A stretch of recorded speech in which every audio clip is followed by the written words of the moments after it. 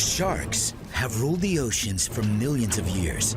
And now, they're dominating social media. We're all powerless to the urge to stop and share whenever a shark attacks.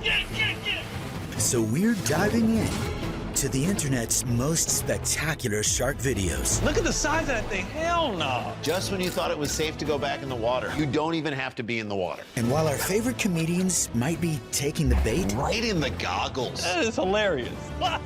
our favorite shark experts are reeling in the facts. There's no way to know whether sharks actually like the taste of humans. So buckle in. My God! Yes, panic. That's what. Yes. And prepare to share. My soul left my body. This is Sharks Gone Viral.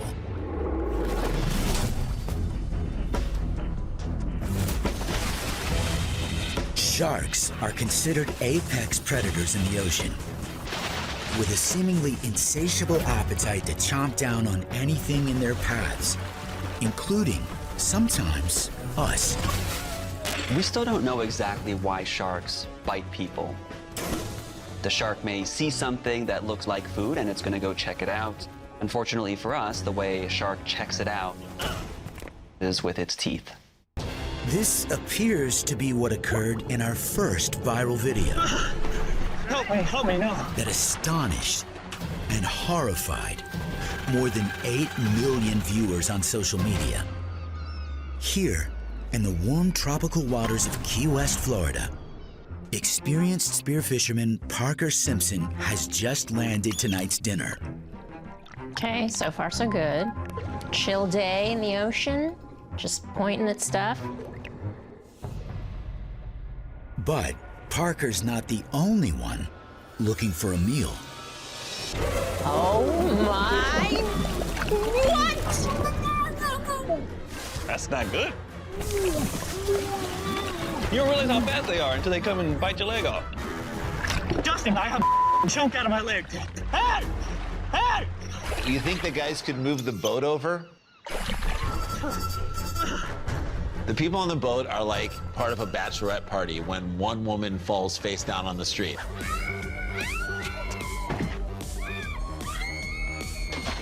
She's fine. She's fine. She's fine. She'll be fine.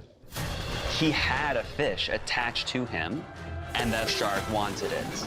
Unfortunately, his leg got in the way. Help me, no. I feel like that's human nature too. People like, somebody help. Help what? Do what? There is a shark. Okay, somebody help me now.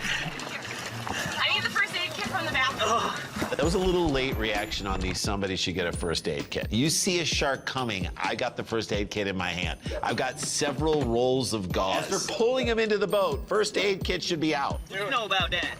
Neosporin is not gonna cut it. Duct tape. You just put duct tape on whatever problem you have in your life. A little duct tape, you're fine. I use duct tape for a lot of things. I wouldn't use it here.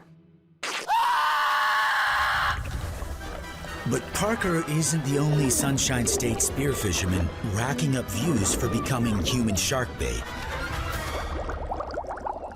Just up the coast in Fort Lauderdale, Carlos Lang has no choice but to surrender to cuteness. A shark on his leg? And they're laughing. That's gotta be embarrassing for the shark. Definitely looks like a baby nurse shark. Because they're bottom feeders, they suck their prey out of the sand and stay attached to it. This is the first. Nurse sharks in general are pretty calm. They're the perfect meet and greet shark. Hey, honey, I'm gonna be swimming with sharks today. What color swimming suit should I wear? Wear the blood red one. Great. Sharks can see some colors, but I don't think that they're attracted to the red shorts. Its normal prey species are not bright red like that, so there's no reason why they would be more attracted to that particular color. Oh my God, you're so lucky. That's all it was. Obviously, that shark was a teenager because grown-ups don't give hickeys.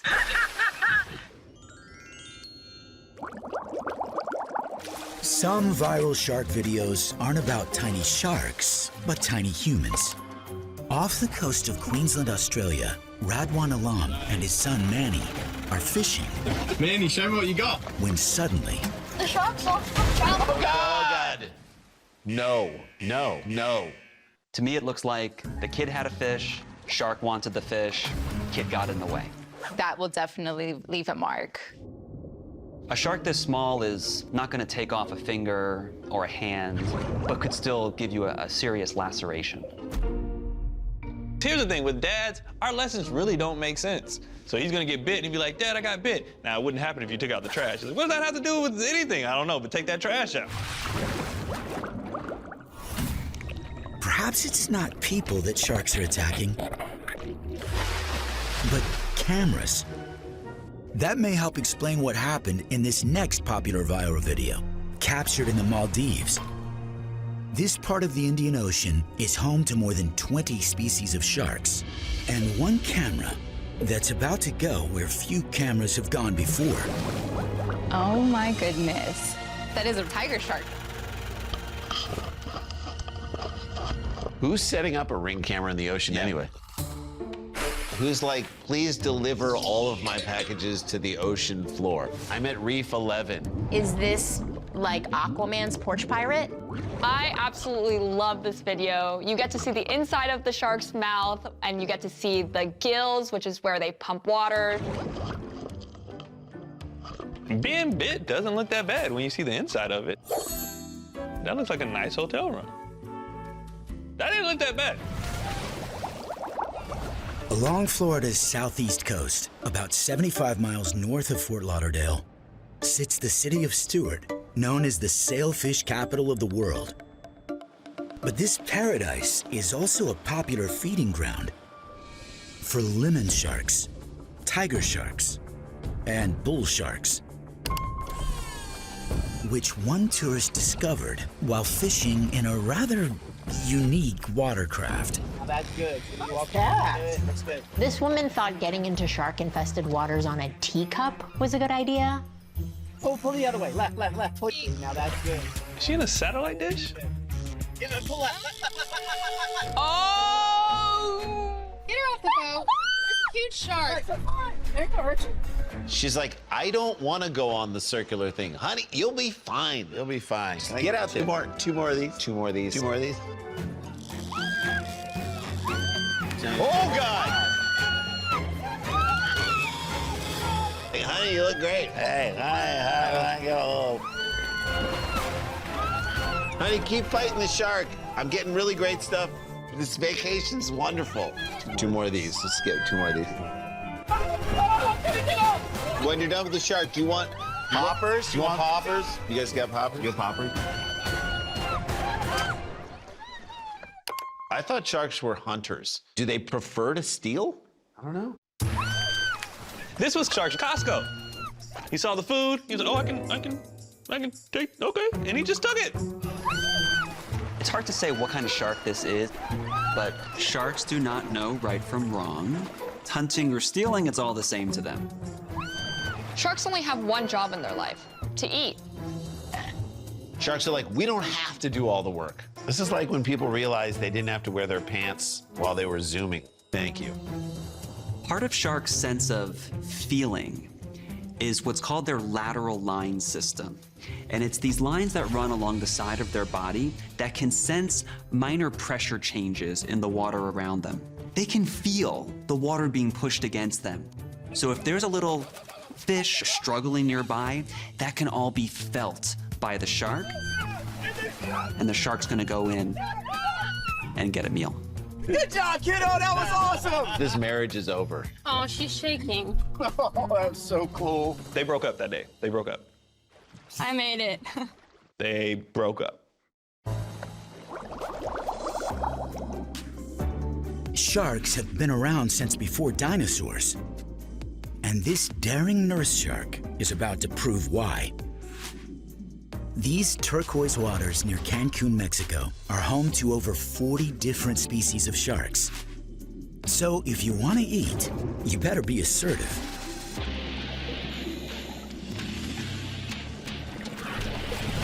After nabbing a lionfish off the end of a diver's spear, this insatiable nurse shark makes a very unexpected move.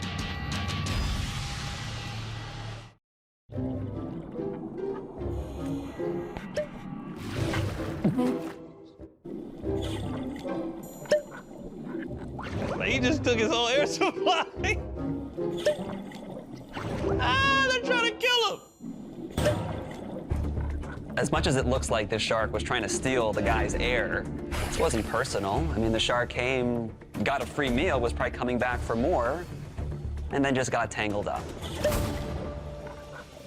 Sharks use their nose to feel their way around and explore their environment. And just happened to have been in a spot where it was able to pull the regulator out. To any non-scuba diver, this would seem to be a worst-case scenario, right? Your source of air has been lost, but putting it back in your mouth, that's one of the first skills that you need to learn and master as a scuba diver. And even if the shark were to completely bite off the regulator, you always have a spare. While some sharks fill their bellies with our catch, What? others elevate feeding to an art form. Just take a look at this viral clip captured off the coast of Cape Town, South Africa, where a massive great white scored over 7 million views by making feeding time look more like an Olympic event. LeBron James of sharks. These things can jump. I wish I could have seen that in real time. You see how fast and powerful it is.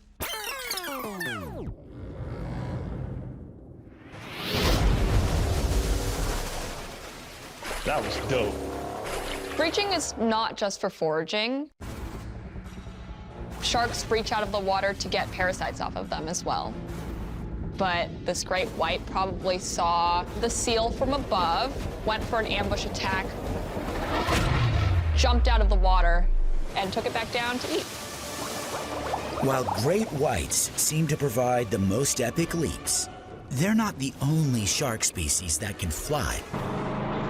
Nearly 10,000 miles from South Africa, these anglers off the coast of Huntington Beach, California, are enjoying a quiet day safely aboard their fishing boat. Or so they thought.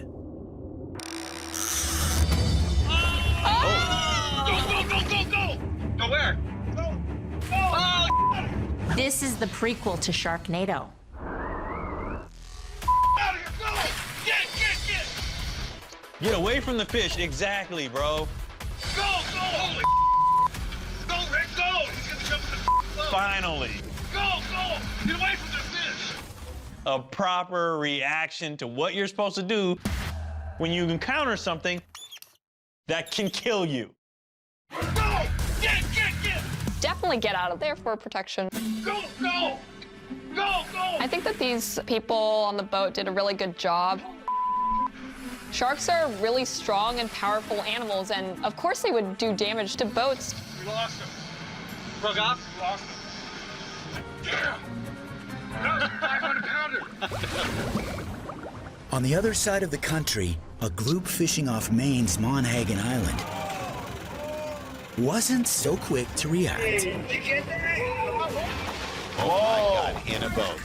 resulting in an extra passenger in their boat. Who gets credit for catching that fish? On the scale of we're gonna need another pair of pants, my soul left my body for a little bit watching that. Just when you thought it was safe to go back in the water, you don't even have to be in the water. No. Mako sharks are closely related to great whites, and like great whites, they are known for breaching, for jumping clear out of the water. I'll give it 10 for style points. And they often hunt from below, looking for silhouettes of their prey. They're also the fastest swimming shark. And so when they are attacking their prey, they often have so much momentum when they reach the surface, they continue going up out of the water. And if your boat happens to be in the way, in the wrong place at the wrong time, then you're gonna have some company. I have no idea if those two are related, but Did you see how quickly he left his son right there? Yeah.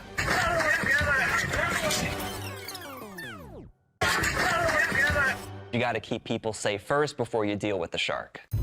So when you're on a fishing boat and a Mako shark jumps into the back of the boat and you're there with your son because it's your weekend with his son. Probably not a good idea to leave your son unattended while there's a giant Mako shark flopping around on the boat. And you missed the last 2 weekends. It was your fantasy football draft and you're like, I'm gonna go to Vegas. Especially if you missed the last 2 weekends with him. It's time to test your shark vocabulary. Ampullae? Okay, I'm not gonna pretend like I know how to read this. Ampullae. Ampullae of Lorenzini. Oh. Very al dente, angel hair pasta, almost like raw. I hooked up with that guy in Italy once. We're both gonna have the ampullae of Lorenzini, which is a little embarrassing, but it's the best thing on the menu. I would like mine well done. Ampullae of Lorenzi, famous opera singer. Ampullae of Lorenzini are these small spheres in the snout of the shark. The electro-sensory organs that sharks use to detect minute electrical signals in the water. Sharks have pores that are scattered throughout their snout that are filled with a conductive gel. Because of this gel, the sharks have this amazing ability to find prey buried in the sand. This is Mossel Bay, South Africa, where a group of German tourists embark on a seal watching excursion and end up attracting 21 million viewers. Because they also attracted one very large fish. Please keep all hands and feet inside the ride.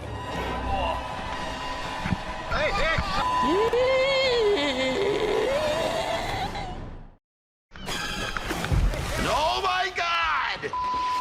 You're yelling at the shark like it understands human languages. I do know 9 means no, so nine. Germans were perhaps most upset about the fact that they weren't going to get back in on time. Yep. They're very prompt people. Very, very prompt.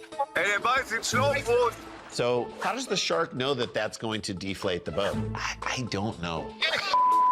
White sharks are known for feeding on whale carcasses floating at the surface, which are kind of gray. And I would imagine that maybe that boat kind of looked like a whale carcass. And it took a bite out of it, then learned very quickly it was not.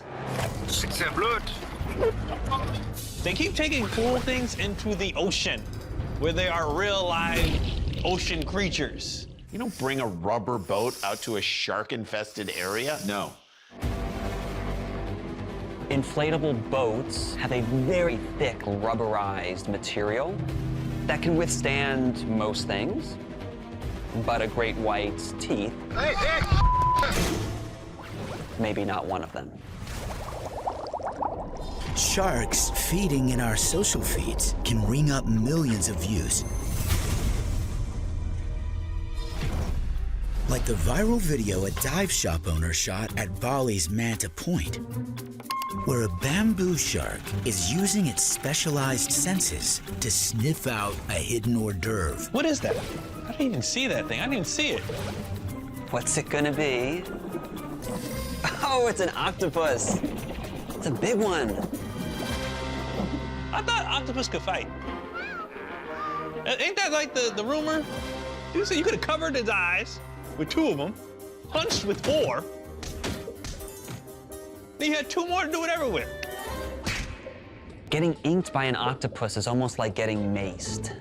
It tastes bad, it feels bad, and so oftentimes the predator will release the octopus. It serves as a defensive mechanism to protect them from other fish and sharks, definitely. Clearly, the shark got a mouthful of ink. Not all food fights are so violent. In an awe-inspiring video from Western Australia's Ningaloo Reef, a school of small fish shows off a strategy that seems to have no effect on this wide-mouthed whale shark. Yeah, this shouldn't be a problem. Oh my God! Why? Oh, snap. What? Wait, are they eating him or is he eating it? Does the ball know that, like, look, we got to get in this ball so the shark can eat us? So they thought if they band together, they'd be bigger. False. In most cases, forming a bait ball like this helps the fish. You're reducing your individual risk of being the unlucky one to get eaten. But in this case, it actually seems to help the whale shark get its food. Whale sharks are so cool. They're big, they're beautiful, and their spots are like fingerprints. Because they each have these unique spots, we're able to identify which whale sharks we've seen in the past. I like when these videos go viral because we see people maintaining a respectful distance from the animals, and so this is beautiful. Despite their size, they are rightly called gentle giants. They eat small fish, krill, things like that. What if they changed drive-through? Like they just held the food out and we drove by with our mouths open and just got to get fed. Oh, I would love it. Clearly, some defense mechanisms can make or break a shark's meal. And there's one matchup that's got viewers around the world smashing their like buttons. At the doorstep of Ningalu Reef sits Coral Bay, where you'll find shipwrecks, manta rays, and dugongs. But you're about to witness why the internet went wild for this drone's eye view of a mealtime main event between a hungry tiger shark and a tireless sea turtle. This feels like a prize fight. Shark versus turtle. Shark v. Turtle, haven't seen an underdog scenario like this since Super Bowl 41. Look at the shark coming in, circling. Turtle's still in it. Oh, wow. This is the shark we came to see. The teeth of tiger sharks are perfect for cutting through the shell. But only if the tiger shark is able to bite the turtle like a hamburger. As long as that turtle turns its shell so that the bun is facing, the shark's mouth can't open wide enough to get around it. You got nothing on the shell. He's knocking on the door, but the turtle's not letting him come in. Turtle, surprisingly, has the shark in terms of reach. Why? Shark does not have arms. I'm just gonna say this. I think the shark did not take the fight seriously. Time for the shark vocabulary quiz. Tonic immobility. Oh, that's when you've had too many vodka tonics. Duh. That's when you are, drunk off your rocker and you're done, right?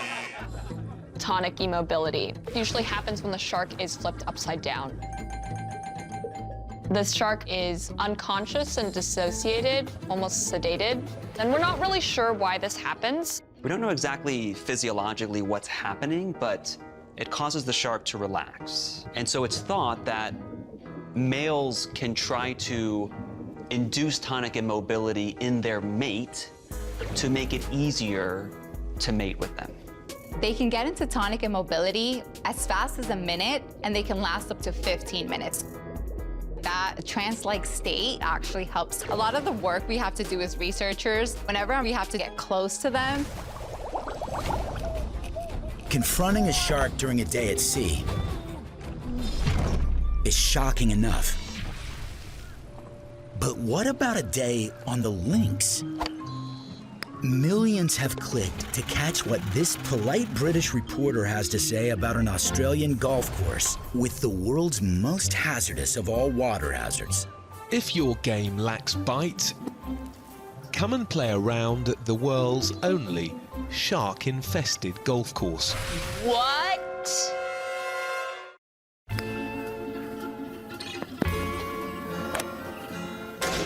In the lake in the middle of the course live half a dozen man-eating bull sharks. At the golf course. Wait, what? Are you kidding me? Bro. Have you played this before? I have not. This is amazing. It looks like a little bit of a water hazard. Okay. And what's in the water? Sharks just swimming around in the water. Yeah, that's common. Pick up the pace. I'm flooring it. This is a really, really strange situation. During heavy floods, they were washed onto the course from a nearby river. When the water receded, the sharks were stranded. One of my favorite things about sharks is how diverse they are. Bull sharks can go from freshwater to saltwater. Bull sharks have a specialized kind of osmoregulation that allows their body to deal with that fresh water for long periods of time. It's a 2-stroke penalty if you go in the water. It's a 3-stroke penalty if you go into a shark. The general manager of Carbrook Golf Club gets some interesting reactions from visiting players. Stop looking at the sharks. Oh, great, this guy's now filming a BBC thing here. Bro, I told my wife 4 hours for this round. In the past, local kids used to jump in the lake here to collect lost golf balls for a bit of extra pocket money. Funnily enough, no amount of money will get them to go in the lake today. Is it funny?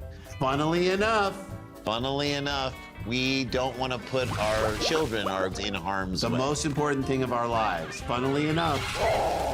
No one paid for a fence around this thing. Let's face it, golf is kind of boring, but if there was a chance that golfers were gonna get eaten, I'd watch that.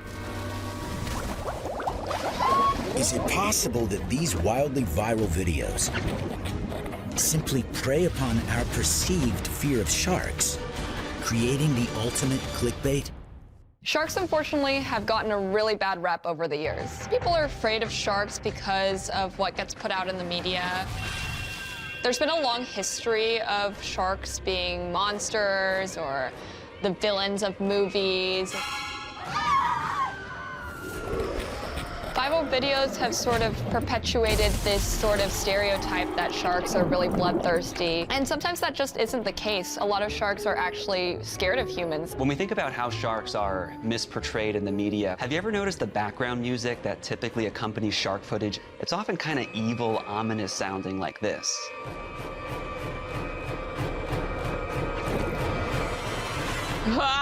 But what if we changed it to this? Oh, they're playing. This is the kind of music that often accompanies dolphin footage or whale footage. And it makes a difference. You can change the music again and the sharks can seem goofy. Sharks are really funny. People don't realize. You saw the shark's face? It was They can even seem like they're going out for a night on the town. Now look at me. Oh, look at me in the water. Look at my outfit. But as soon as sharks come on, even if they're just swimming, they're often portrayed with ominous sounding music. And this affects people subtly, even subconsciously, the way that they form opinions about sharks. While sharks have these big, massive teeth and can still be really dangerous if a human gets too close to them, most sharks are actually quite harmless and will mind their own business unless they're provoked. It's time once again to learn to speak shark. Counter shading. That's when you throw shade at the person who's in the toll booth as you're driving. Right, counter shading. It's a makeup trick on TikTok. So basically you want to suck and make duck face, and then you want to put the darker shade right here, and then you just blend. Counter shading is a camouflage tactic in which an animal is dark on its upper half and light on its lower half. So imagine you're looking down into the ocean. That animal is going to blend in with the ocean floor. However, when you look up, you'll see the bottom half very light colored, and so it'll blend in with the light and with the sky. I don't know what I'm talking about. Neither do I. While most trending sharks are just living their best lives out at sea, some apex influencers aren't so lucky. Like this larger-than-life great white. Okay, do sharks have access to steroids? Because that shark is definitely roided up. That's not real. Is it real?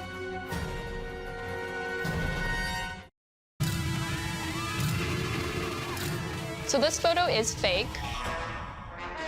It's AI generated, and you can tell because the shark's mouth is open, and the size of the shark is pretty unbelievable. This is how AI is ruining it for all of us. How many regular-sized sharks are out of work because of this baloney? Believe it or not, there are sharks that get that big. This is a real photo of a real shark nicknamed Deep Blue, taken off the coast of Honolulu, Hawaii. Look at the size of that thing. Hell no.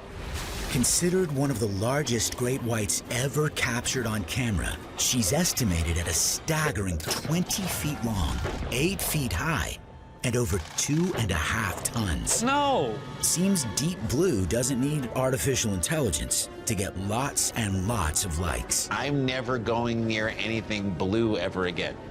No, thank you. That's too much. Sharks may dominate other sea creatures, but the ocean itself can be a shark's powerful adversary. Strong currents, changing tides, and sudden shifts in temperature can disorient sharks, leading them into shallower waters where they sometimes get stuck. Luckily, there are plenty of good Samaritans willing to lend a hand, especially if there's a camera pointing at them. Like here at Gulf Shores along Alabama's Gulf Coast, known for its dolphins, sea turtles, and the occasionally beached hammerhead shark. So that's a hammerhead shark. You just touching the shark, you're just grabbing it. Let me just pull it by the tail. Are you supposed to pull it by the tail? I don't think they like that.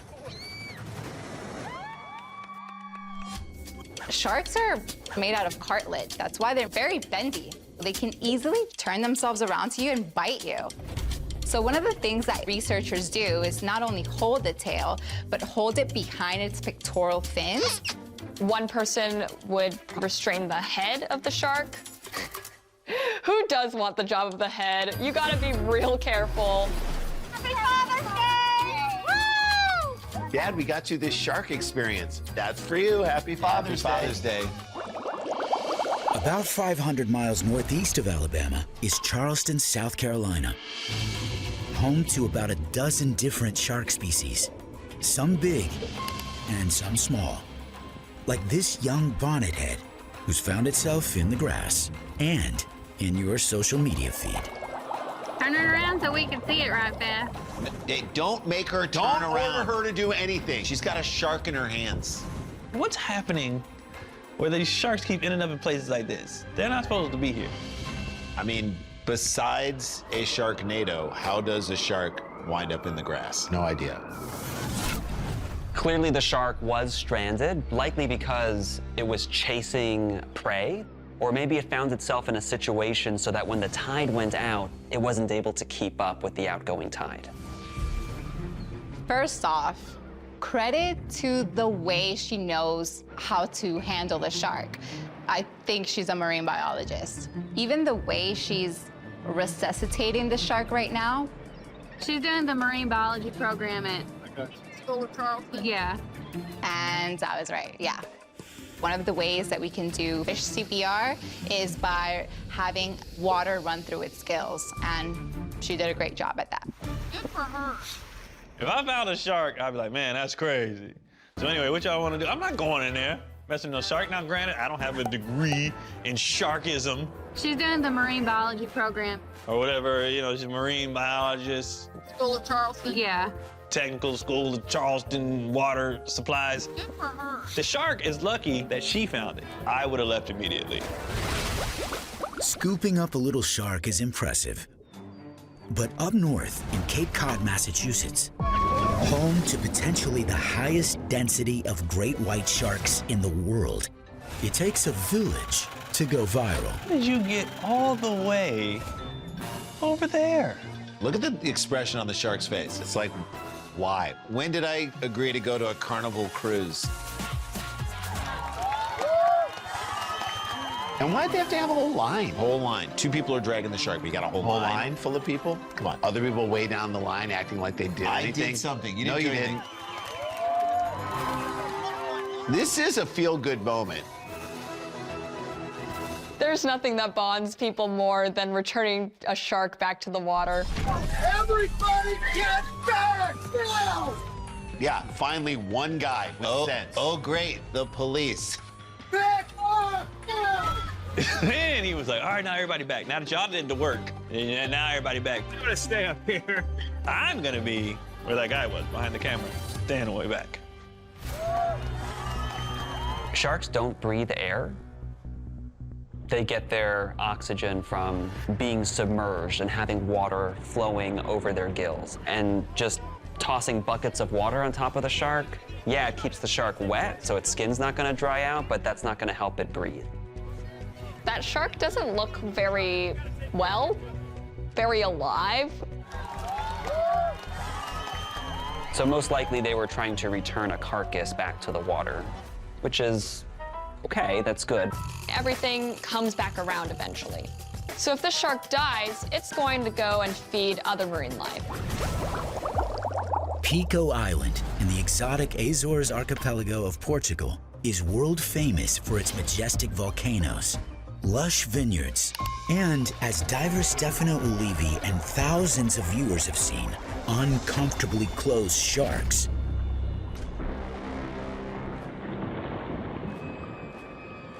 Oh my God, there's a shark coming up. Ooh. The shark and the guy locked eyes. It wasn't like an accidental, they locked eyes. There was like a moment. Like, that's a scary moment. Face to face with death. A scary moment for the shark. He doesn't know what this guy's gonna do to him. That's such a perfect example of a shark using their nose to explore and then being like, I don't mess with this person, and just leave.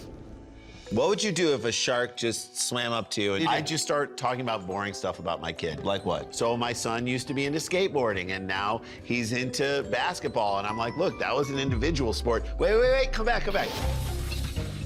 If a shark comes right up to your face like that, all you can really do is stay calm. And if you have to, you can give the shark a bit of a bump on its nose, and that'll probably send it away. You don't have to take the toughest classes. Like, take pre-calc this year. The fish is literally dying. This fish is up on pre-calc this year. But not all sharks have a light touch. Check out this headbanger at a social media hotspot in the Bahamas called Tiger Beach. Oh! So everything's good here. Oh, that's way too close. Wow, that was a warning shot. Hey, just to let you know, yeah, look at me. Pow! So he just gave you a little bump, like, because he could have bit your head off. But he's a nice shark. Oh! Oh, dear God, why did I? Right in the goggles. That's targeting in the NFL. Direct shot to the head of a defenseless player. Sharks have a huge blind spot in front of their snout, so it's possible that the diver just happened to be not in the shark's line of view. They are going to keep swimming, doing their thing, and if you're in the way, you're going to get bumped. That shark has to sit out the first half of the next game. That's right.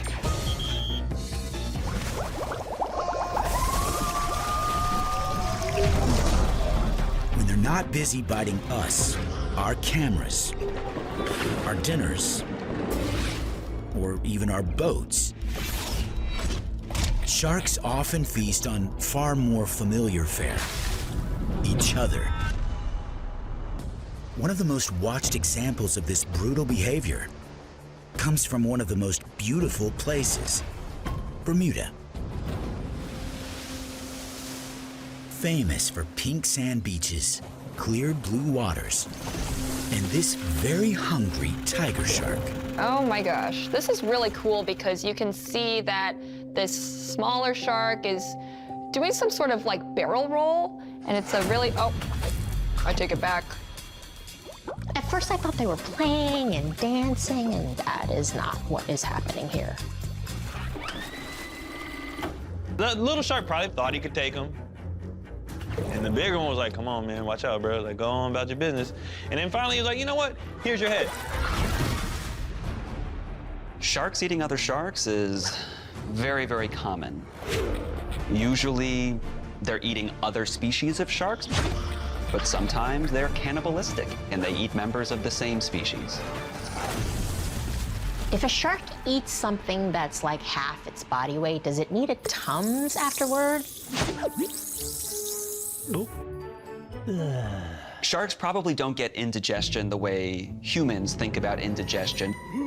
Oh, God! No, no, no. But sharks do throw up. They can do that by everting their stomach, that is turning it inside out, which is one of their defense mechanisms. If a larger fish is trying to eat them, you can imagine having a mouth of fish parts in your mouth might be enough to release that shark. Like, do these sharks know each other in the neighborhood? Like, are the other sharks being like, hey, have you seen Timmy? And the shark's like,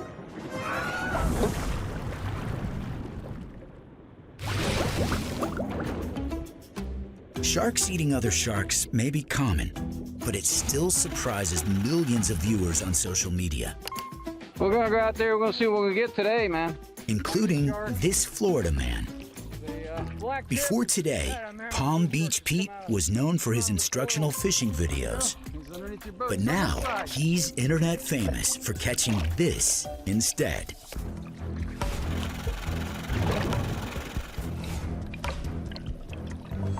Oh! Oh my God, look at it! Oh! Wait, how did that happen? What?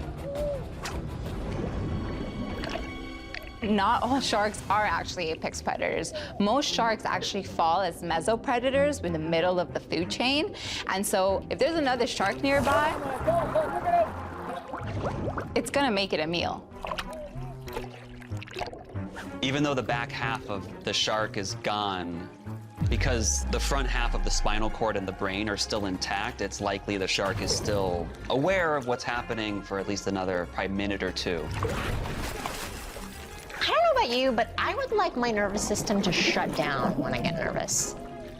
Oh my God! Oh! I love these guys are freaking out. Meanwhile, he's just eating food. Yeah. That'd be like these guys would go to a sushi restaurant and watch someone like put like some spicy tuna in their mouth. They're like, oh my God! So not only do they eat their own family, but some sharks, when they're in the womb, they'll actually eat their own siblings. Oh my God! All right, that was a crazy day out there, man. And just when we thought it couldn't get any more nightmare-inducing, Shark mating and shark eating, they both involve teeth. just ask the tourists who shot this awkward moment at the Zoo Aquarium in Madrid, Spain. This feels like video we shouldn't be watching. Right? This is like Sharks After Dark. So the kids are saying like, la está mordiendo, which means like, it's biting them, it's biting them. Yeah, I'm sure they're assuming that the shark is probably hurting the other shark, but it's a little bit more freakier than that. Oh my God. Can't believe the aquarium's getting a whole show. Nice. Also, that turtle that was following around is a pervert.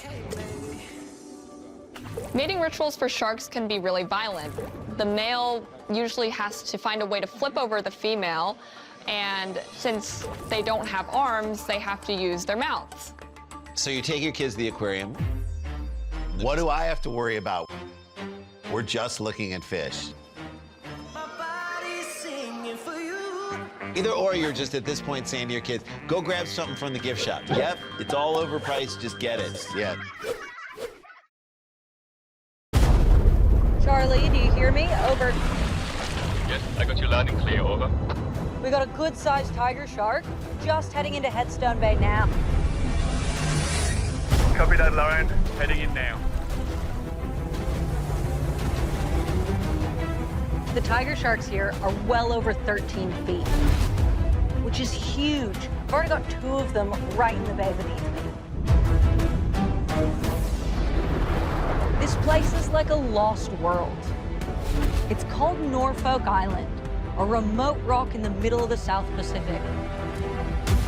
and was formed by an ancient volcano almost 3 million years ago. And today, it's home to some of the biggest tiger sharks on Earth. Nobody knows why there's so many big tiger sharks here. That's a mystery that we're here to solve.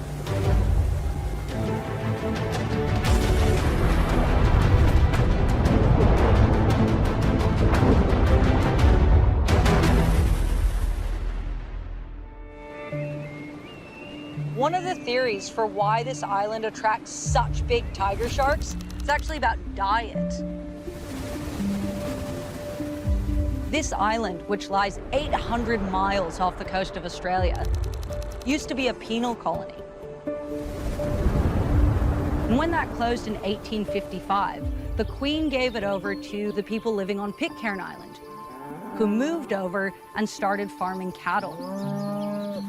So that led to this really unique and interesting development. Right now you've got cattle everywhere. I mean, they block roads, they're all over town, but it made for quite a conundrum. I mean, what do you do with them when they die? You can't just bury the offal in carcasses because it may poison groundwater, especially on a really remote island like this. You have to find a safe way to dispose of it. And for Norfolk Island, that safe option was disposal at sea. So what the locals started doing for decades was just pushing it off this cow slide right here. I mean, it begs the question, are tiger sharks using Headstone Bay as a drive-through hamburger joint? And could that explain the huge size of tiger sharks in the area? That's what we're here to find out.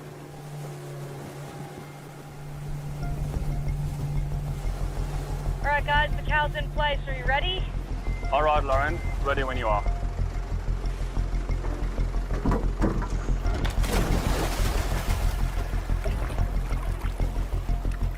To confirm that the tiger sharks can eat the offal and the carcasses, we've got this large cow that died of natural causes. It was too old to be used for human consumption, so the local butchers gave it to us for the purpose of this dive and trying to get the sharks up and close.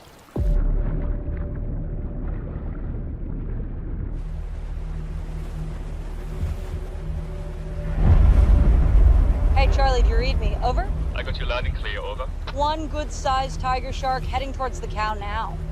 Okay, great news. I'll just start getting kitted and get in the water. Thanks.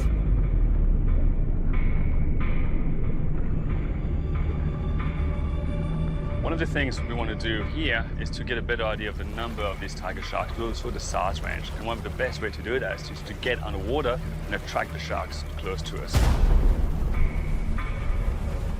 We got more in the area, just heading in now. Oh, look, you know, I've caught hundreds of sharks on the Australian mainland, and I've never seen sharks this size. The ones I'm catching are like sardines compared to the animals here. We have to find out why there are so many big tigers here. Is it the cow or is it something else? Okay, that shark's backed off, Charlie. Go ahead and get in the cage. Diver in the water, moving to the cage. With this much bait in the water, it's hard to know how these animals are going to react, so we're not taking any chances, and Charlie's staying in that cage. Charlie, can you hear me?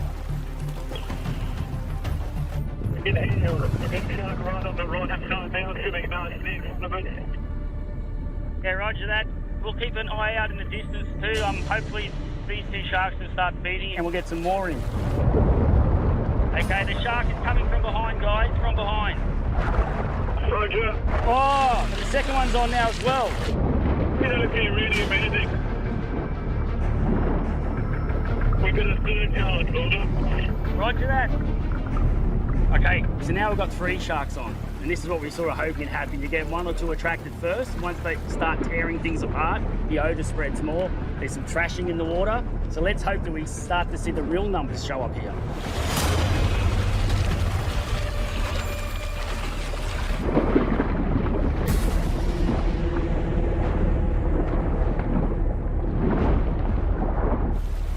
There's another shark to your right coming in the surface. It just turned off. Yeah, a lot of sharks around us right now. We've got about 4 or 5 sharks just around us. 1 or 2 over the cow. it's actually quite amazing. Obviously, the skin of the cow is very, very strong and tough. But these guys are able to fight through it quite easily. Very, very powerful sharks. Yeah, it's actually pretty impressive to see this, you know, up close feeding like this. And we've got probably more than 10 big tiger sharks. Most of them are over 3.5 meters. Many of them are 4 meters. This is actually getting really exciting.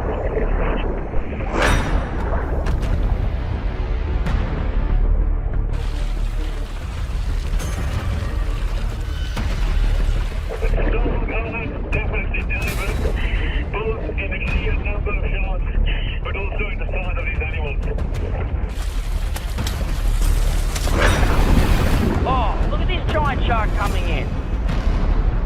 You see come up this big head coming out of the water and, you know, chomping onto the cow. That's amazing. Whoa, like that.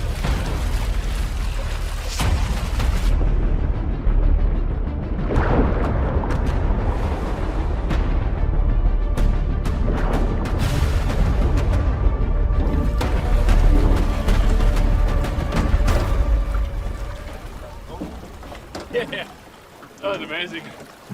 What a dive. Started a bit slow with only 2 sharks, but by the end, there were at least 15, probably even more like 20. That was definitely one of the best dives I've ever done. I've never seen so many large sharks. In most parts of the world, when we catch tiger sharks, they're mostly around 9 feet. But here, most of them were about 13 to 15 feet, which is exceptional. What we don't quite understand is why they get so big. So the next thing we want to do is catch a few sharks, put our tags out, and get a better understanding of what's going on here.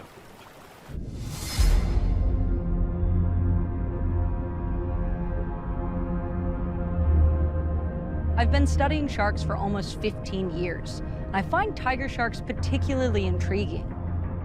We find them all throughout the world, in the tropics and subtropics. They cover huge distances, but as a predator, they're amazing. They can eat just about anything in the ocean.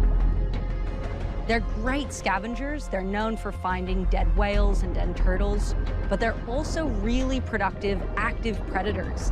And it's that adaptability that's key to their success.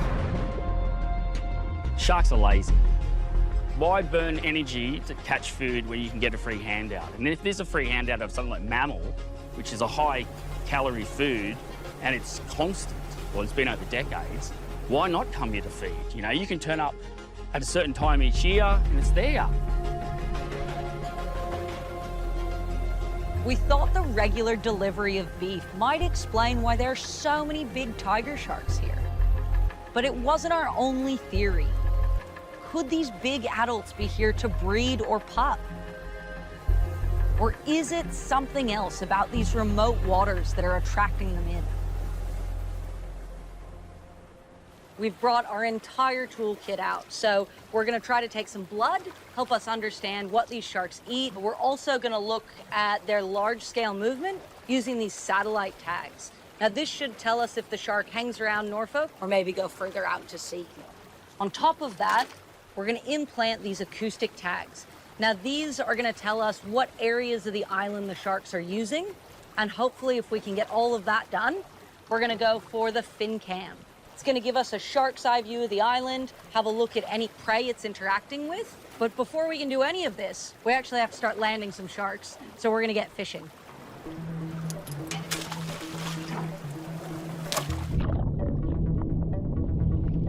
Yeah, so we got a big hunk of bait in there, a bit of cow, and it's quite oily. So that should send off a good slick. Tiger sharks, or all sharks, have amazing senses of smell. If they're in this area, they should be in fast.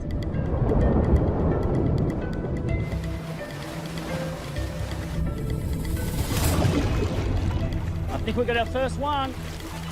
Eyes off. Yep, it's down. It's gone. We're gone. Second one down as well. Dragging them down. And third one.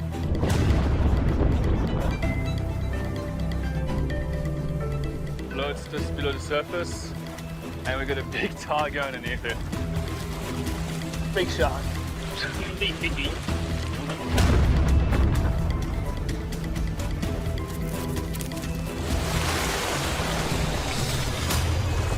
cheeky shark. You know, I've caught a lot of sharks over the last 20 years, and when you get an animal that big, it takes your breath away a little bit, like, oh, how are we going to deal with this thing? It's massive. Yeah, hold on a minute and try to get it down. You can see it's got its head down and doesn't want to come up.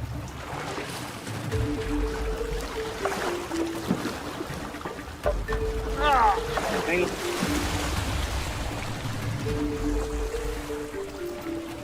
One, two, three, go tight. From this blood, we're hoping to understand what this tiger shark's eating, so we'll quickly get it into the esky and back to the lab.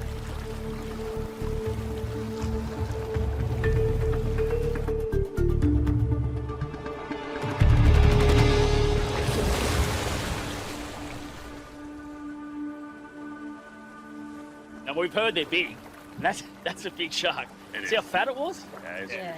She's huge and so heavy, like, my goodness. Yeah, she's absolutely humongous. We've been here for 15 minutes pretty much fishing. We got a massive shark straight away, 4.3 metres. That's the biggest I've ever tagged. We've been hearing that that's a pretty standard size here. Even I'm excited to see such a big shark, and I've caught hundreds of tigers before. So to get one that big, it's amazing.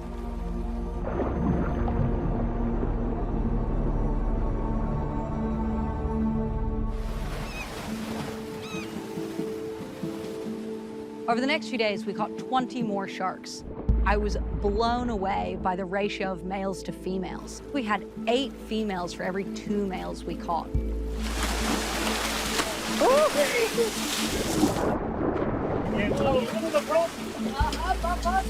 So right away, we thought this might actually be a key site for large breeding females.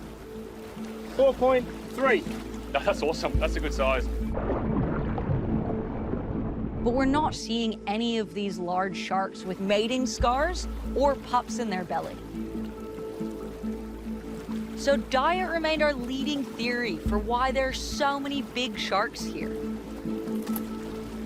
But as the data started to trickle in, we were shocked.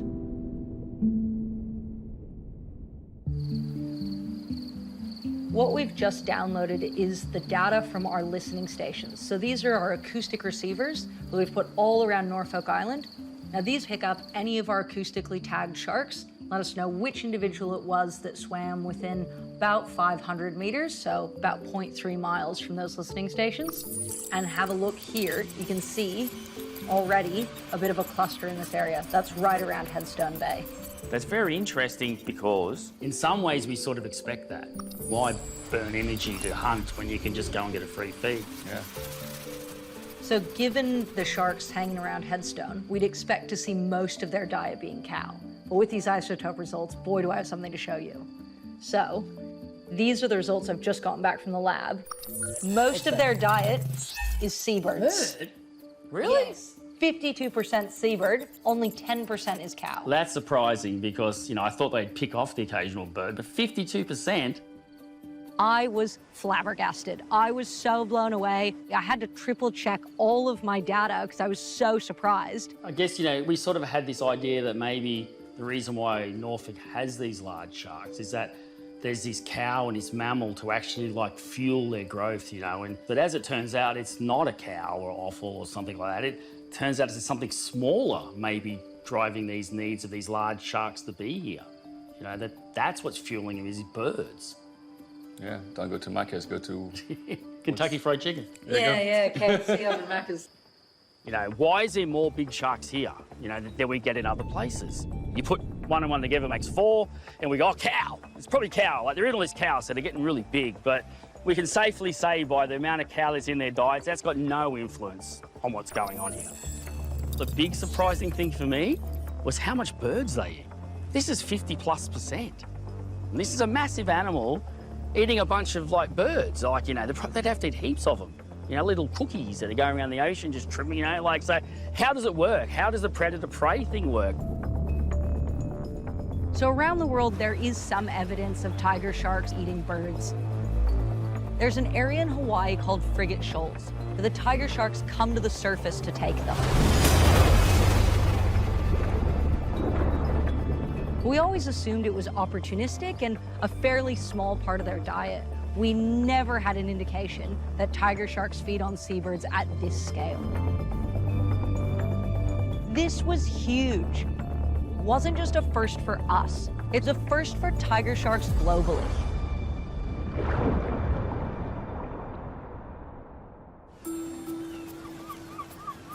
When we discovered that birds were making up most of their diet, it was a total curveball. We had no idea how on earth these big tiger sharks were actually able to catch that many pelagic birds. So we had to meet up with our local bird expert, Margaret Christian. I know a bit. I've been working as a park ranger here for over 20 years. Yep. And been on the island for about 40. So one of the big challenges we have with our data is I can just say, oh, tiger sharks eat seabird, but I don't actually know which kind of seabirds. I think they would probably go for the one that's most numerous. Yeah. And the bird we see the most of that sits on the water where it would be vulnerable would be the wedge-tailed shearwater. Many, many years ago, we did see a big raft of shearwater, and we did see a large something come up out of the water and go into the back of this raft. All the birds that were still there took off and flew up to the front of the raft. Yeah. But then whatever it was came up again. Yeah. And just kept on eating up from the back. All right. Yeah. Oh, man, because we've been absolutely bamboozled about how these tiger sharks are catching a bird. I mean, the sharks are slow as anything. The birds are notoriously quick, but so maybe it's those rafts. That might be the key. A starting point to try to find out what these rafting birds are doing. And whether they are the reason why there's so many large sharks here. Is to actually on watch. So these days with drones, it makes things a lot easier than it used to be. So we just went and started droning, just doing like drone surveys basically to find the rafts and seeing what's going on. Looks like they're even moving a bit as well. They're not completely stationary. You can see them moving along. Yeah, it looks like they might kind of be pushed with the wind, but it's hard to tell. It's an amazing number. Oh. Whoa! Look at that. Look at that. Holy smokes. Something definitely That's freaked them out. What was that? They gone nuts. They've They already all scattered. moved.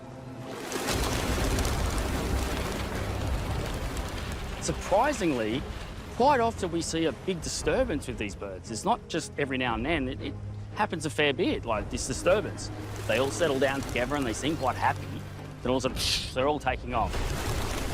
So we think maybe this is a tiger shark-driven behaviour. They have to actually be on alert and scatter when they come. This would be the kind of reaction you'd expect if a potential predator was around these birds. Yeah, if I were shearwater on this island with this many tiger sharks, I'd certainly be on edge.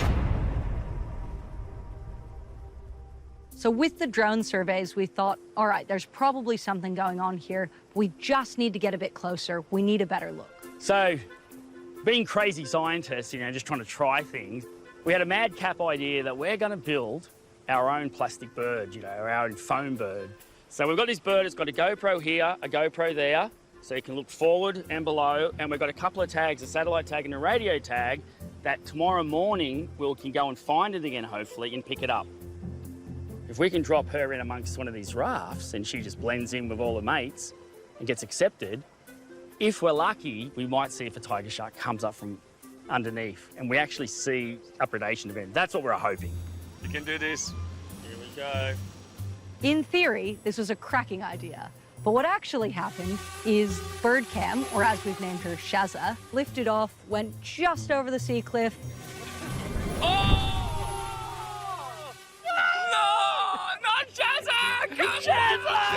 Fell in the exact worst spot, straight down a sheer cliff. Bang. We lost her. We lost her on the cliff edge. She was up for about 4 seconds. There's about a 10-meter section. That's the only spot we couldn't drop Shazza. That's right where we fell. Luckily, the local rescue squad used it as a perfect training opportunity and retrieved Shazza for us, which was amazing. Oh my goodness. Shazza! Yay! Shazza! So again, she rose like a phoenix. This time, we double-checked everything, tied our knots extra tight, sent Shazza up and found the perfect wrap. about 1 kilometer, maybe a little bit further offshore. And we dropped her in.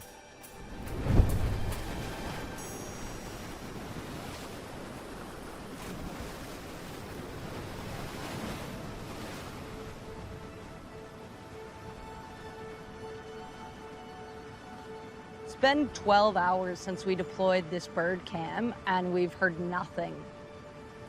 We logged into the satellite tag from our computer last night and heard nothing from that.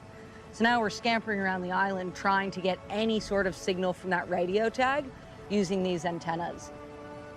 It's got a pretty good range, about 12 kilometers. So if we're not hearing it, either bird cam's really, really far, or maybe she got eaten. It's impossible for us to know.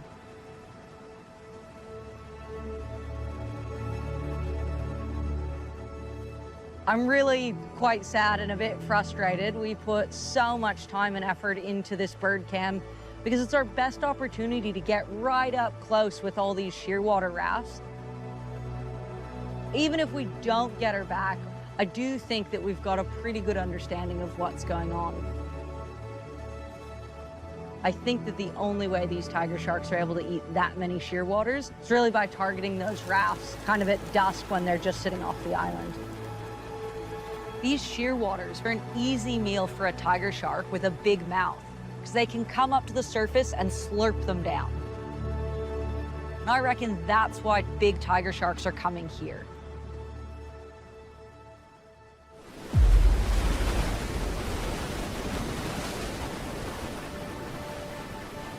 As autumn arrived on the island, the shearwaters began to migrate north to warmer waters.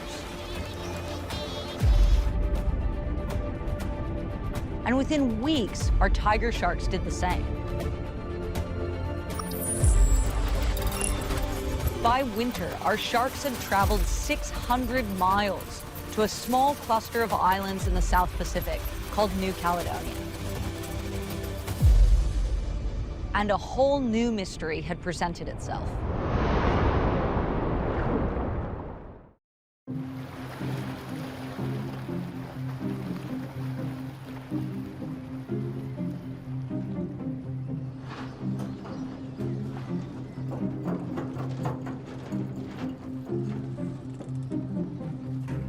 We know so little about tiger sharks here, and certainly have no idea why our big tiger sharks from Norfolk have come to this spot. Are they here to feed? Are they here for mating? Maybe they're here for pupping. The important thing is we can actually land some tiger sharks to start finding out. New Caledonia is a big place. It's essentially an island 250 miles long, surrounded by a coral reef that stretches over 1,000 miles. That's a lot of real estate for a tiger shark to hide in. So to help us find these sharks, we needed some local help. Joining the team is local marine biologist Laurent Vigliola. We've been tagging quite a few tiger shark just off Norfolk Island, and it looks like many of them, if not all of them, are going to this area just south of New Caledonia, at that southern side down here. This area is a Great Southern Lagoon. It's one of the largest lagoons in the world, and there is a huge diversity of habitats. You can see some reefs, nice, with nice small coral fish. You have passes, you have deep sandy area, you have islets with birds, turtles. So you have, I think, everything that a tiger shark would like. How long do you think it's going to take us to get down there? It's over 100 kilometers, so it will take us a day to go there. Okay, so it's a long day of steaming. Yeah, enjoy.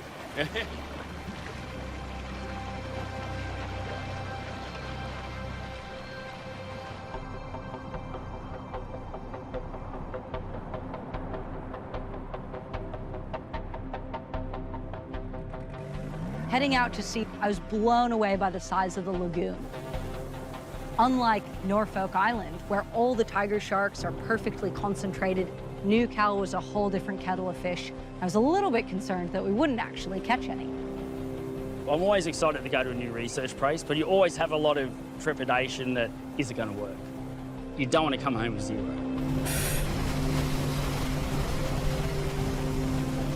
So we know from our tracking data that some tiger sharks come through this area, so just keep your eyes peeled and stay close to your buddy. Roger that.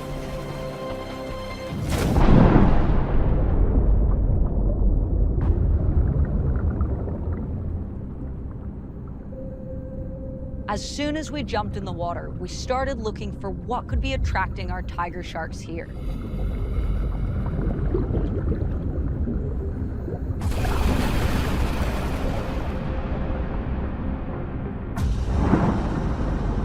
While it was exciting to see what was living here, we were all a bit on edge. Diving in waters where we knew there were tiger sharks meant we had to be extra vigilant.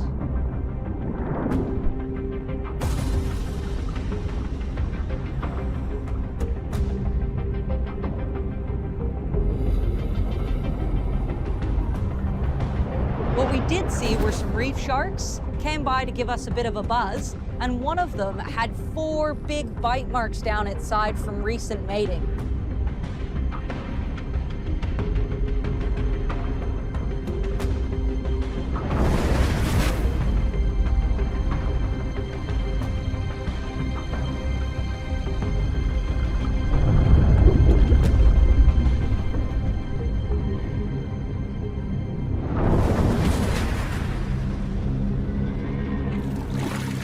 That was a great dive. Interestingly, I saw a lot of things which tiger sharks are known to eat. Notably sea snakes, turtles, lots of big fish, but not in big numbers, and I can't see any birds on the surface. So nothing stands out to what would draw them here. We're just gonna have to start catching tiger sharks, putting on some cameras, and then we can try to work out why they're here.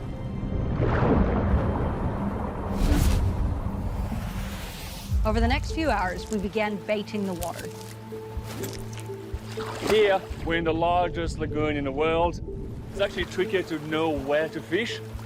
But we've got a good burly slick, a lot of smell, and we're hoping that this big tiger shark is gonna find us, go up the smells, and get on our bait.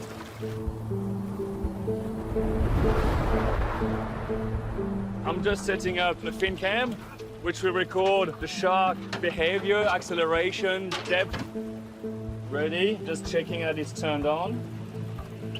And you can actually hear even the noise, which is what we use to find that fin cam when it pops up. All right, I'm good to go, guys.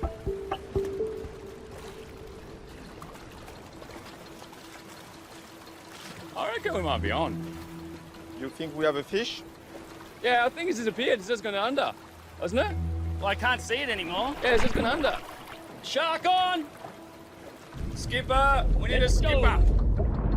Given the anxiety around not actually catching any tiger sharks, I was so relieved as soon as we saw that first float go down. It was so big, we thought she is absolutely perfect for a camera tag. But putting a camera tag on a shark of that size is far from straightforward. Yeah, coming in nicely. Bring it up slowly, it's twisting a bit. Come on, big girl. Look at that. She just keeps on turning. Yeah. Here we go, here we go. She's unrolling. That's it. Let go, slack. Whoa! Whoa, whoa. This one's very feisty. It's going to take a while to get it to settle down. Look, hang on. And kicking. Wait. Rolling. Wait. That's the tail. Right, kick, let go. Good, that's good. Getting it tired. Let go. Go, let go. And slack. Slack. And just heaps of slack. Let go of it. It's that really perfect size. This is like the Norfolk Island size. Ready? 1, 2. The hook is off. You just pop the hook, which means the hook's come out of her mouth, which means we have no control of the head end now, which is the pointy end. The end we want control of, Charlie's going to have to reach out and grab it. He's going to put on the cam, and then we'll figure out a way of getting that tail off. I'll be ready in 30 seconds, guys. What do you think? I think if you can get it on, then we just have to get that untied, which will be hard. Yeah, the challenge will be then getting this tail rope off because we don't have anything to take the slack for me to loosen that off.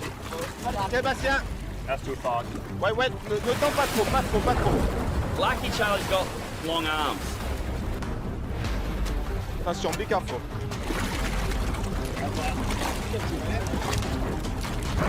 Once you relax, wait. Go.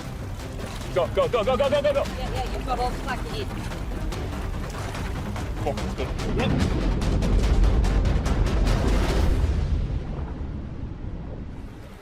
Wow, that was tough. Unfortunately, the hook just came undone, which means that the shark was kind of a bit loose and just holding on by the tail. It's not a good situation because they're large, they're hard to handle, they're strong, and it's just like everybody's reacting at the same time. You know, oh, we do this, do that. Some of the people are reacting in French. You got to just calm down. For the next 20 hours, we get to see what the shark is doing. Then the cam will release from the clamp, float to the surface, but the next challenge will be to go and find it.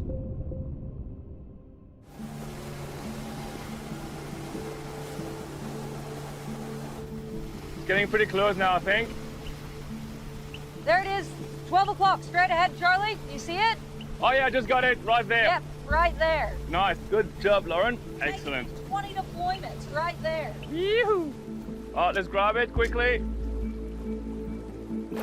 Yeah, got it, yes.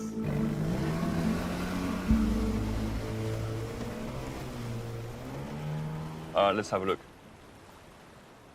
And she's so off. You can see here at the start, shark went straight to the bottom and then started a bit of yo-yo up and down. And the first time we got back to the surface was about 6 p.m. So 2 hours later. It's like a strategy to save energy where you glide down, you swim up, Yeah. you glide down, you swim up. Yeah, you can see like a lot of yo-yo. I mean, it's throughout the whole day and night. Because they're generalist predators, you can be hunting like rays from above or birds from below. Some people have also suggested that it's for navigation as well.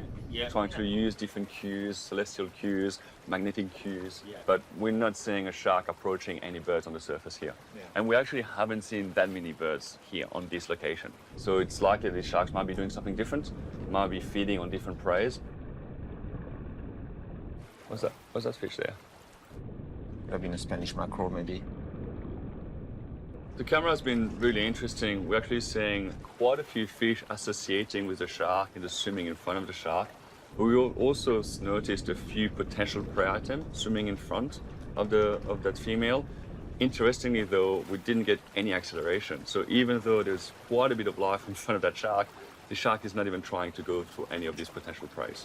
So it's likely the sharks might be here for a different reason. To find out what that reason could be, for the next few days, we threw everything we had at it. Remote underwater video stations, tags, biopsies, anything we could to find out why tiger sharks were coming to this spot. That's a decent sized fish, actually. It's a Yeah, unicorn. that is Yeah. this. Yeah. Well, there's plenty of bits of food around. We couldn't find any evidence of these big resource pulses or masses of food that would indicate this is a good spot for tiger sharks to move that far. So you don't have any like crazy numbers of one species that arrive at a specific time, like several thousand in one night? We do have some large turtle nesting in summer. As far as I understand, the Norfolk shark are in summer in Norfolk and Yes. in winter here. Yeah. That doesn't match with the turtle nesting. Does it match with any bird migrations? I mean, if all the birds are coming here, is there a specific time of year or an area that they nest? From what I know, there is some nesting in summer as well. It seems like all the potential increase of food are mostly in summer. So why are they here in the winter? That's the question. Yeah. What we were finding was a real mix of tiger sharks, including some big males. It's a boy! Wow! We've got a large male, 3.7 meters. This is great. We don't get many large males. This is excellent. That's an incredibly rare fish, super intriguing. Because down at Norfolk, about 80% of the sharks we get are female. So the fact that we've already landed a big male makes this site really exciting. That indicated that the tiger sharks up here could be up here to mate with each other, but in order to find out conclusively, we needed to get a tiger shark that had mating scars or was pregnant, or ideally one we could ultrasound. This is our waterproof ultrasound, and it's going to allow us to look inside the belly of these large female tiger sharks, because one of our working theories is that these large sharks are fattening up, getting really healthy down in Norfolk Island, eating lots of seabirds, and coming up here to New Caledonia to pup. We know very little about pupping grounds for tiger sharks globally. We're not sure where they go to mate, where they go to give birth, but we think there's a link between the size of the tiger shark and the size of the litter. So these really large, mature females might have really large litter sizes. And that makes them so critical to maintaining the population throughout all of the South Pacific. Finding a pregnant tiger shark up here would be so exciting.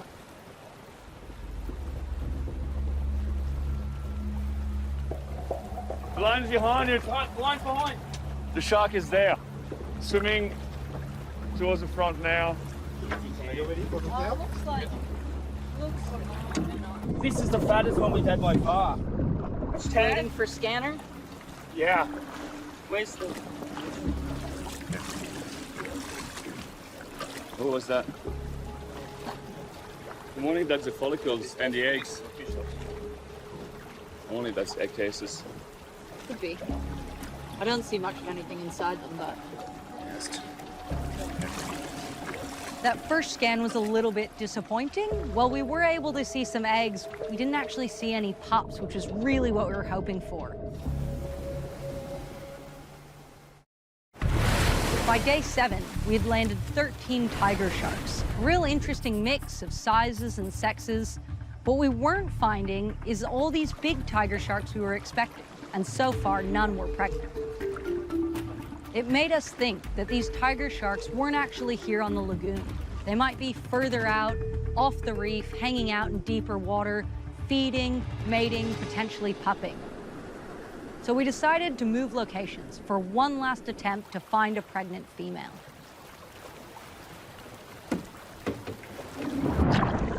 We set a new sand trail and waited. But as the hour went by, the wind started to pick up. So you mentioned the forecast is not looking too bright. Yeah, with rain is coming. Yeah. And more wind, up to 20, 22, and gusts to 28, 30 knots. So it's getting worse. Yeah, and even worse after that. We just got a gust of 18 knots now. Exactly. So wind is coming. So we might only have a few hours left of fishing. Yeah, we really have to work well today for the fishing, and maybe tomorrow it will be too windy.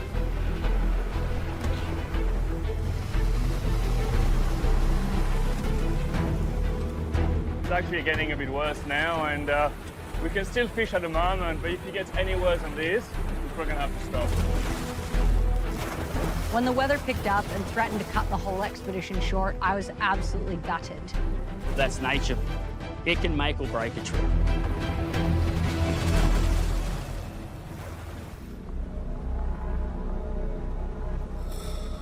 That one over there, do you think it's down? It's the furthest away one. It's supposed to be another one behind it, which I cannot see. Yeah, okay. There's one way out there somewhere. I see that one there, but... Well, there should be two, though. There should be the one that's there and the one more straight out. Shark on!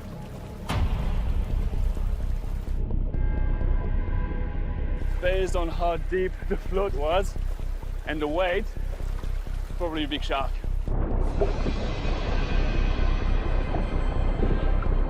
Here she comes. Oh, she's a big girl. Look at that girth on her. We knew we had one last opportunity, and we caught this tiger shark that was absolutely huge, and she had such a big wide belly, we thought, perfect. She might be pregnant. I reckon we've got something here. I can feel it. So, as we were trying to do the ultrasound, we can actually feel something hard And we can even feel it moving as well.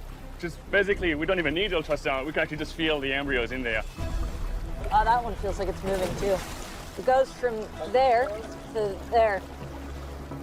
Lauren's saying that we think the pup is about 20 centimeters. Obviously, it's a rough guess. Could be bigger. It could be bigger. Like tiger shark pup about 50 centimeters when they come out, I think, off the top of my head. So that would mean that, you know, it's not at the stage of pupping yet. But the fact we're putting a satellite tag on, we might be able to see where she moves later on to get an idea of maybe where she moves the pup. We know nothing about pupping grounds of tiger sharks.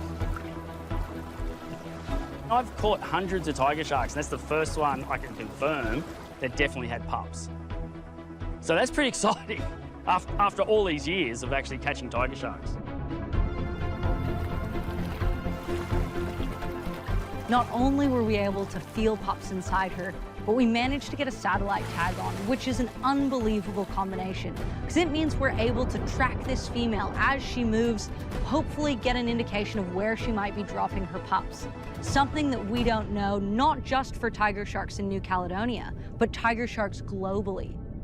This is such groundbreaking science. I was so elated to be a part of it.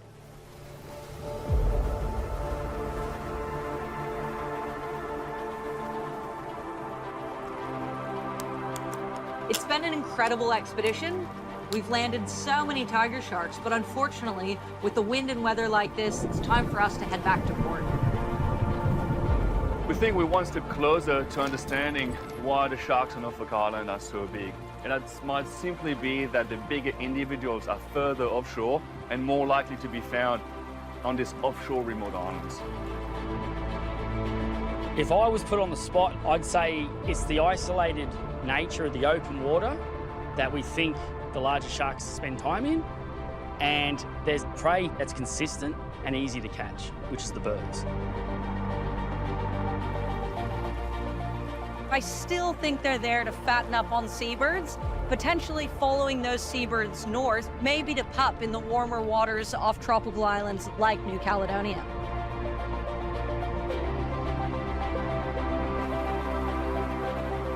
There's still so many questions to answer here. I mean, in this web of islands and reefs, I mean, is there a pupping ground here or not? That tag that we just put out on that female, I'm very excited because, you know, we know it's pregnant. So we may be able to actually find out where these sharks pup. Tiger sharks are globally near threatened, so understanding where they go to give birth is so critical to help us conserve this amazing shark.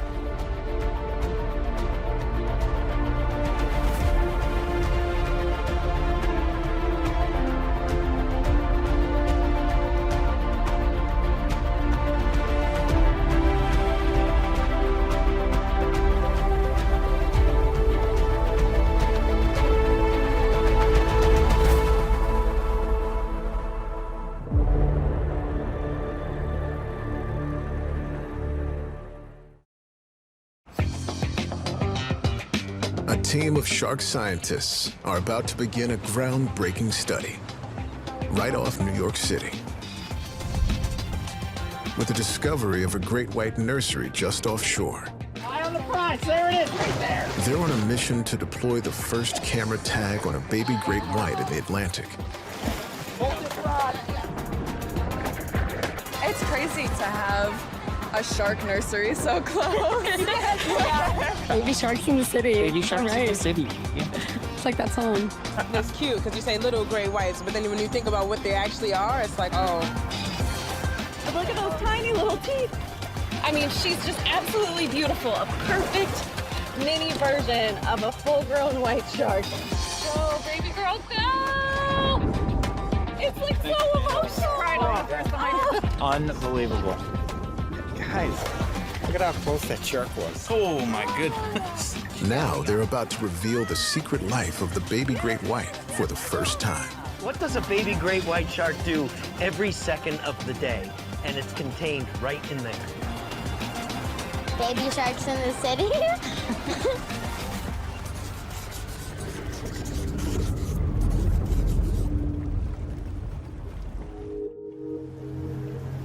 It's August. The baby shark research team is heading out of Long Island, New York. A stay salty. This is real science. Are you picking me up? Greg Metzger and Toby Curtis began studying great whites in these waters 9 years ago. And they've now confirmed that this is the nursery ground for the great white in the North Atlantic. You can go faster than you, I think. Hey, there they are. This year, they are joined by great white experts, Megan Winton and Greg Scommel, for a pioneering new study. I'm gonna keep cranking north. Good luck. Thank you, you too. While Greg heads up the coast to investigate the northern limit of the nursery, Megan joins the tag team. They're hoping to deploy a special new camera tag on a baby great white in the Atlantic for the first time. So we know virtually nothing about baby white sharks. We know that they're abandoned at birth when they're only about 4 feet long. They haven't ever hunted before. They haven't navigated these waters before. How do they do it? How do they survive? How do they escape other predators that are out there? Now with this special miniature baby camera tag, we're gonna be able to track them and film them in the nursery area for the first time. It's really uncharted territory as far as white shark science goes. If they succeed, they could finally reveal the mysteries of the first, most vulnerable weeks in the life of a baby great white. It's only recently that it's been possible to study the nursery. A few decades ago, trophy hunting and commercial fishing almost wiped out the great white along this coast. But with stricter fishing regulations and protection for the great white, marine life is slowly coming back. Look, there's big schools of bunkerfish. Right there, look, there's spinners. Those are spinner sharks. That's incredible. Great place for a white shark nursery. Right here off the state of New York. But the recovery of marine life off Long Island has not gone without incident.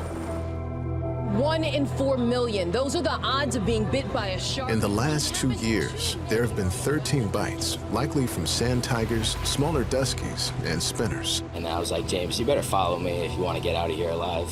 They were nearly all minor injuries. In the murky water, a shark can easily confuse people for fish. If you see bunker pods, best bet is to get out, wait, and then go back in. I'm going back in as soon as I can. The tag team head offshore. To find baby great whites, the ocean conditions have to be just right. How's the temperature looking, Cap? Yeah, we're at almost 69 degrees. The temp, it was steady, and then all of a sudden it just went whoop. So we got a little bit more to go, and then we're in it. Excellent. That's what we're looking for. Yeah. They've found a band of 70-degree water, the optimal temperature for a baby great white. Let's get to it. All right, get those lines out. While Megan has been working with adult great whites for almost 10 years, getting close to a baby white shark is something few shark biologists ever experience. Ready to rock? I am ready to rock. I don't think I'm mentally prepared for this. I'm used to seeing bigger white sharks. Like, I don't know, be prepared for a lot of squealing. I'm bored of the big white sharks. I really think where it's at is the baby sharks. Fighting words. Yeah. It's all about the baby sharks, and this is the place to do it. Here's our first one, all rigged up and ready. Greg Metzger has been fishing these waters for 20 years, and his experience will be key to finding the baby sharks. Get 'em. Go. They've put satellite tags on baby great whites before, but no one has ever successfully deployed a camera tag. And catching them isn't easy. They're just cagey. The way that they take the baits, the way that they bite the hooks, they're definitely not this mindless eating machine that just comes and chews on anything. They're very cautious. So there's a lot of little tiny tweaks that we do for the baby whites that we don't need to do for the other sharks that we target. With live bait in the water, the mission is underway. The clock is ticking. The sharks have just been born, and the team has only 2 weeks to get their camera tags out. In the vastness of the ocean, it seems an impossible task. But with the data from the satellite tags, Toby, a NOAA fisheries biologist, was able to work out where the baby sharks go. That data helped us to confirm where these young white sharks like to hang out during the summertime. Most of the time they're going to Montauk and they're turning around and heading back west, and they're kind of running the entire length of Long Island, over 100 miles, up and down the beach. And that's how they spend their first summer of life. Oh yeah! You want me to take that? Not away.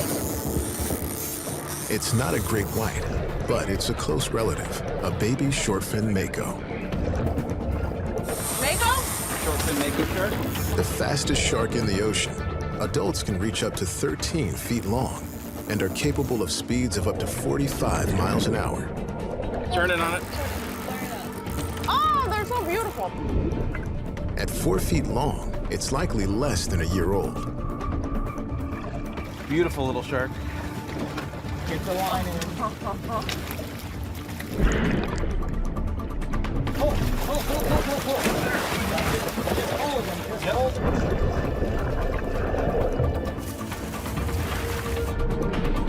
Okay.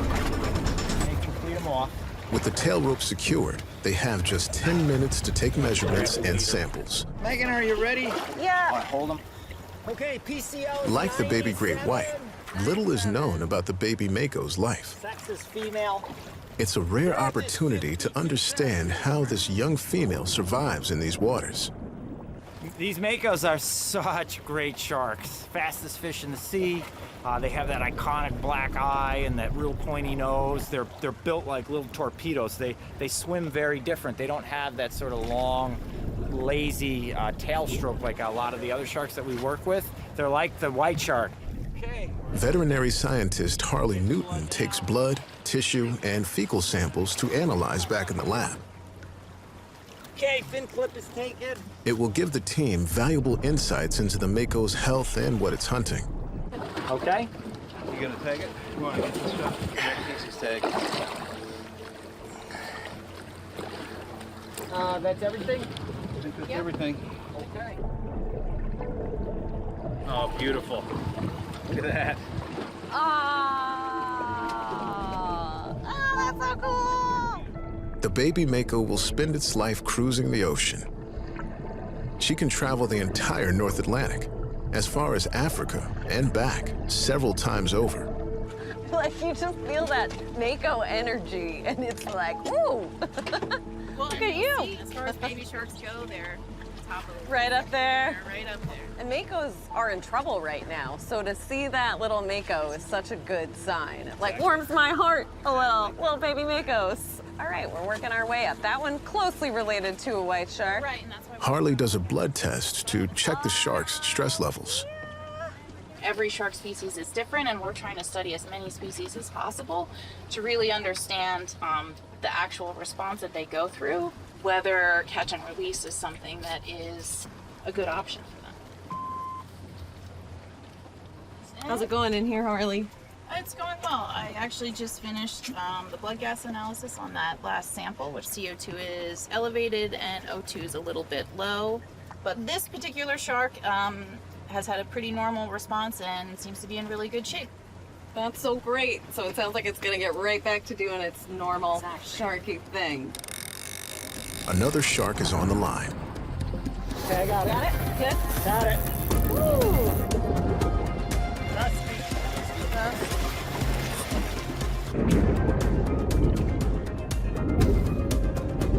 This is a cooler fish. It's adorable.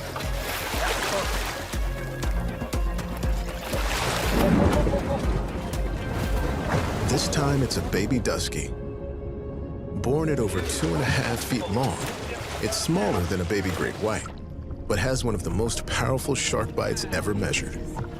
Sex is female. Amazingly, it takes this female around 18 years to reach maturity.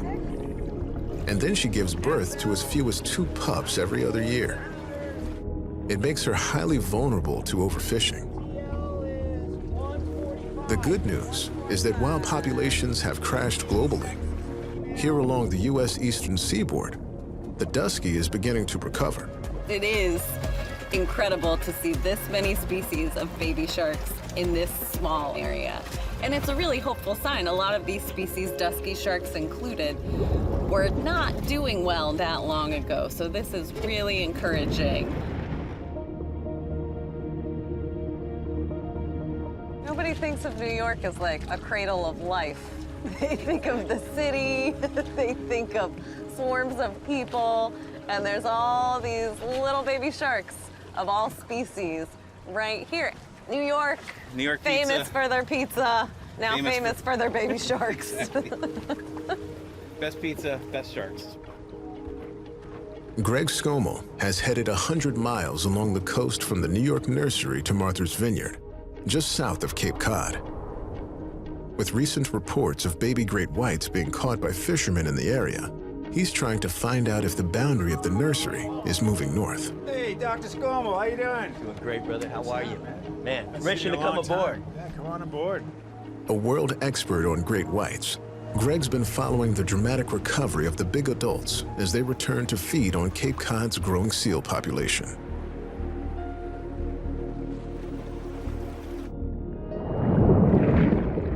Until now, the baby shark nursery has remained a safe distance away from the adults' hunting grounds.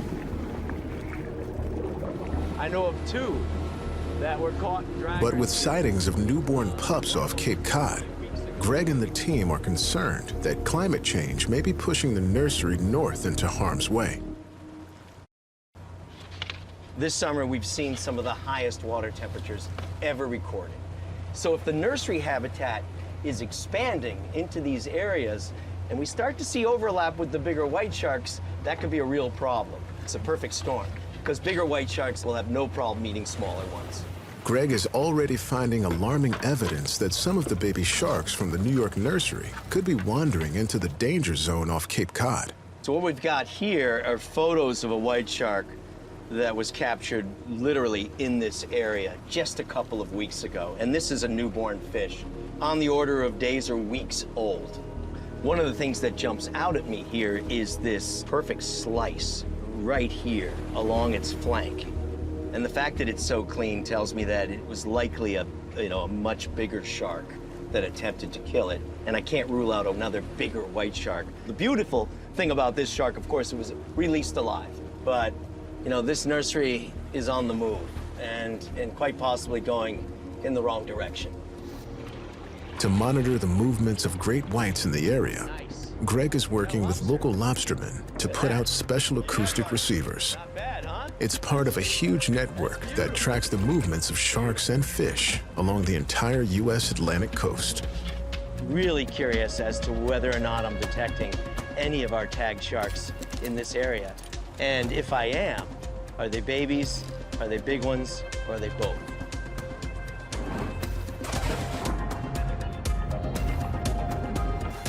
Over the coming years, it will enable the team to keep a close watch on how far climate change is pushing the baby great whites north.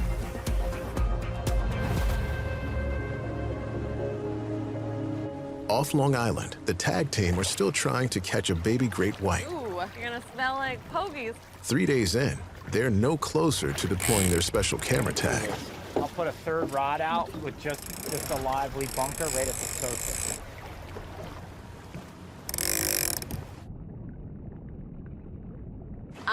These baby white sharks are proving to be a little tough to find, so they're certainly living up to their mysterious reputation.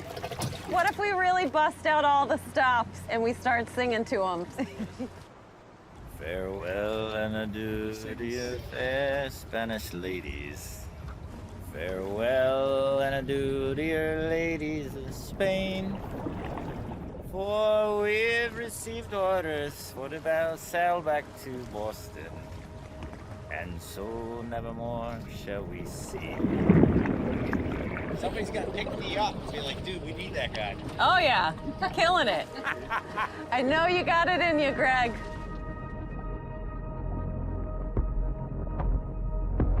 Holy no way! I'm pretty positive that's a white shark right at the surface. Right here, right here, right here, right here. That was tiny. Right over there. Oh man, that looks like a white. That looks like a white. Finally, their fish comes in.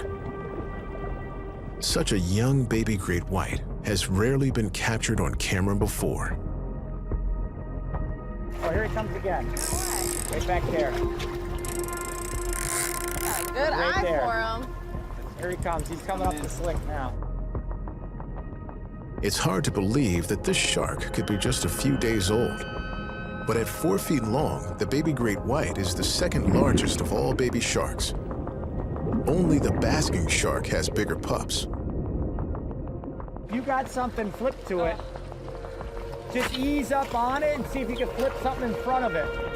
Don't spook it. The chum slick has lured the baby shark in, but getting it to take live fish bait will take every bit of skill Greg has.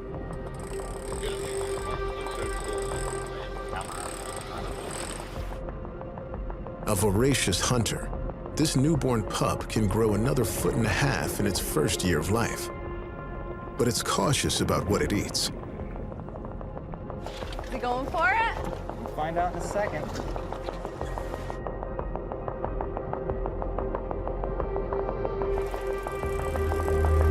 right on it. He spun it. It's definitely a white shark. He's got it. He's got it. Oh, He's got it. Get them rods out of the water. There it is, right there. Get those rods out of the water. It's so tiny. Good, baby. Roll up, roll up. You guys gotta make sure you. No. Hold this rod. Yeah, I'm on it.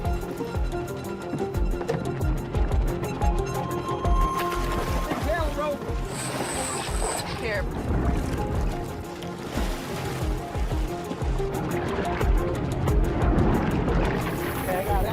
As Greg tries to get a tail rope on, Megan prepares the tag. They're about to deploy the technology that could change our understanding about the early life of the great white shark.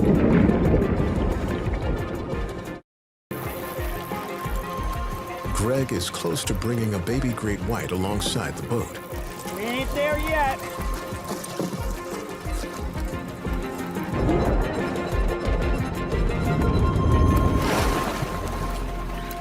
Gone. Pop the hook. Pop. So close. I had him in my hand. I had it. Ah! So close, though. So close.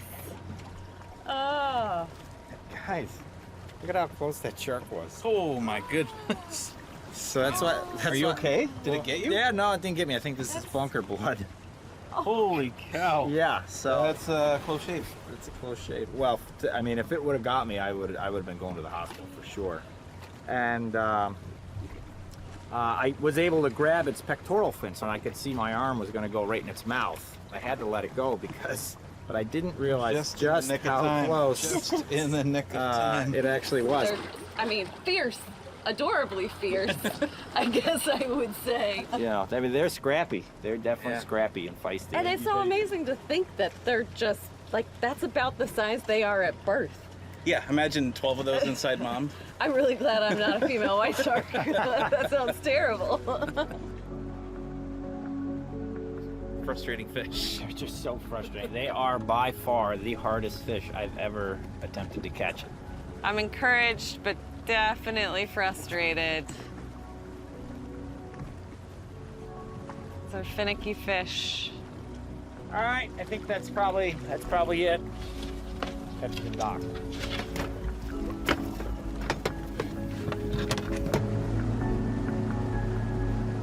Another 4 days pass. They spot 4 more baby great whites, but still have no luck catching one. It's not all a loss. They've tagged a baby Mako, 5 spinners, and 8 duskies.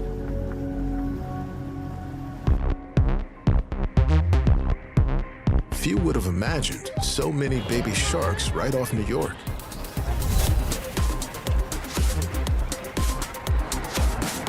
They're of little danger to us, but our lives can affect them in profound ways.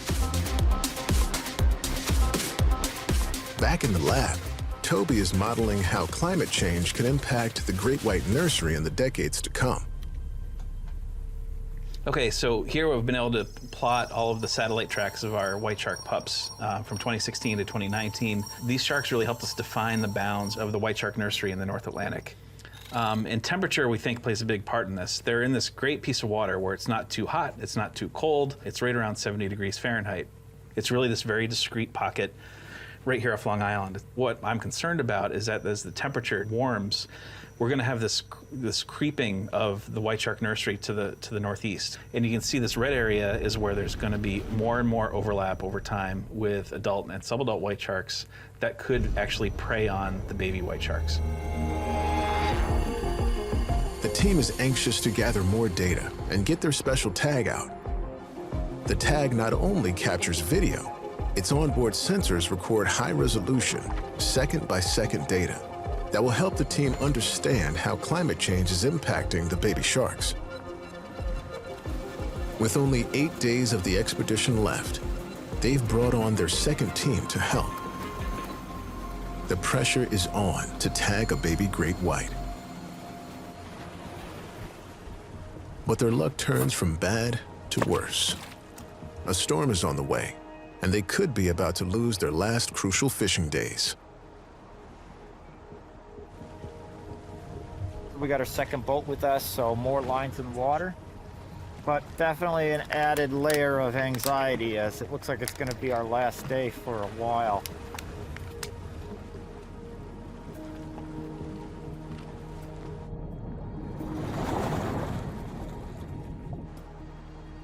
After 12 hours waiting for a baby great white, still nothing. Their chances of putting out their precious camera tag are fading fast.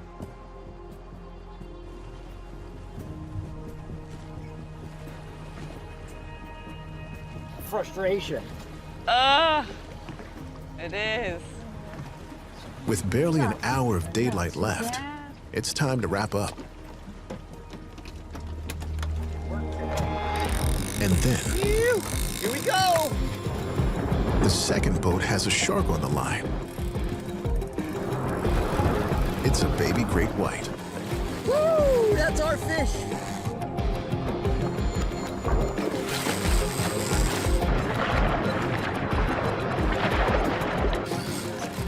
Young right here. Yeah. Try number 4. Tail rope. Tail rope. We're doing this quick. Oh, that's a great hook. Yes. Yes. Yes. All right, keep it going. We're on and tail roped. What? We are on and tail roped with the young of the year white shark. Holy, we're on our way. Holy. Oh, yeah, baby. Ah, we worked for it, guys. We worked for it. The tag team races towards the second boat. To tag the baby great white, first they'll need to transfer it. Somebody get up on the bow, and they're gonna throw the rope to us. Pull the rope, pull the rope, pull the shark in. Pull, pull, pull, pull, pull, pull, pull. You have to keep the leader, you have to keep this. It's a risky maneuver. The shark could easily escape. With just 10 minutes to fix the camera tag and collect their samples, they must move fast. Okay, you got it, tail rope. I'm gonna cut this line. Okay. You got it, Tony? Got it. Okay, you're free. Whoa! All right. Whoa! Okay, rock and roll. So we're doing these fecal swabs to try and get a sense of diet. FL is 121. TL is 134. Species is white shark. Sex is female. I mean, she's just absolutely beautiful. A perfect mini version of a full-grown white shark. When they're small like this, they're targeting fish, small slippery things. So they've got these tiny pointed little teeth so they can grasp slippery prey. They're born at 120 centimeters long, so she's only a couple of months old. So like fresh out the womb, which is crazy. Okay, fin clip is done. But we gotta get her out of here. We gotta send her off, so I gotta finish getting the tag on.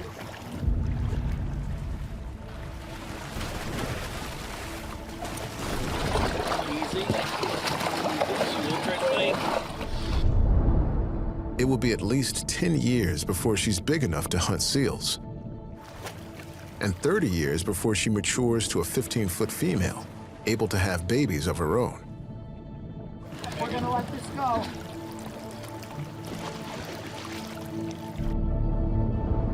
Go, baby girl, go! Oh! That was so incredible! Oh my gosh! We did it. I'm legit. Your butt. I cried. It's like so emotional. I cried like this. Unbelievable. This is amazing. Thanks, guys. They're perfect mini versions, totally clean. When they get bigger, they get all scarred up and gnarled up, but she's like perfect. Perfect. I feel like a proud parent. Oh my gosh. You got a name in mind, Megan? We're in New York. I think we gotta call her Liberty. Liberty? Liberty. Lady Liberty. That's Lady really Liberty. Awesome. Lady Liberty. Wow. We got it done. The first ever camera tag was just put on a baby white shark in their New York nursery area. How do you It's feel? another I amazing feel first. so emotional. I was not prepared for how emotional I was gonna feel about all this. As Liberty dives to the sea floor, the miniature camera records her every move. Special onboard sensors monitor her acceleration, depth, and the water temperature. And as the sun fades, red lights kick in so she can be filmed into the night. You can see the sun's going down, so we're gonna actually get our first glimpse of what a baby white shark does at night as well, which is I gotta jump up and down a few times. Every time she comes to the surface, the tag will send a satellite signal, so the team can track her exact location until the tag releases in about 11 days' time. It's gonna give us our first glimpse into the lives of baby white sharks in this nursery area. It's such a huge moment for shark science. After nearly 2 weeks of trying, they finally tagged a baby great white.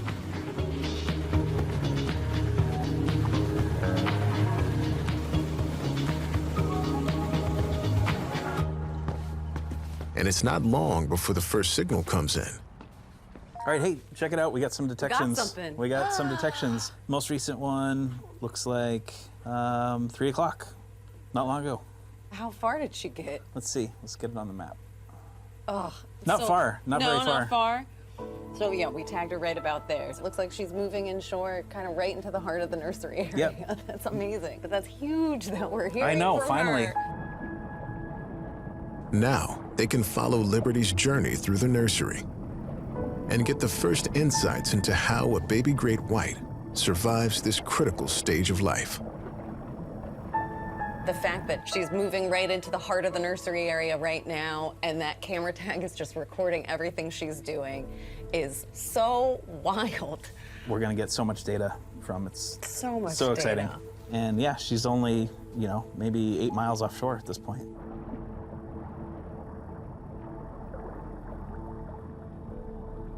Liberty spends the first 2 days after she was tagged diving up to 150 feet between the surface and the sea floor. Adults use the same yo-yo diving when they're hunting.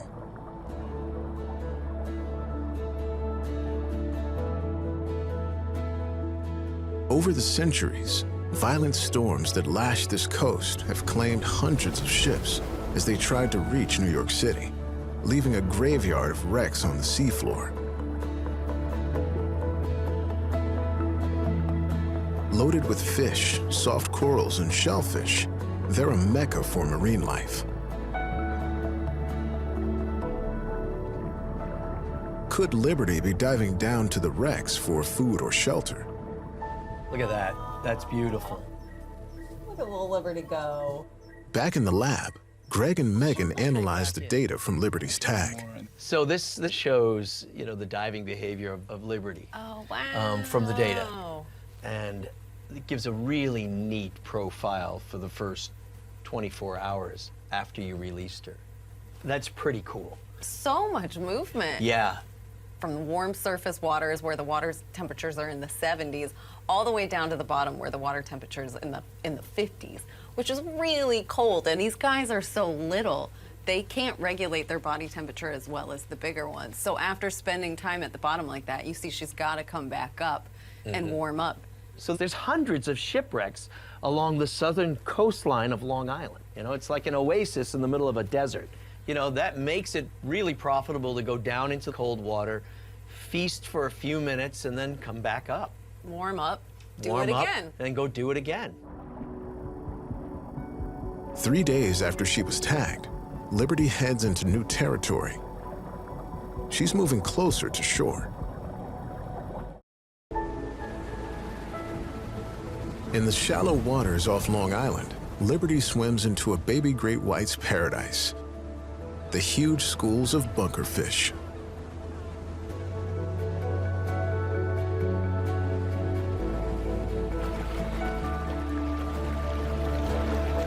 The team's research has shown that these fish make up an important part of the baby great white's diet.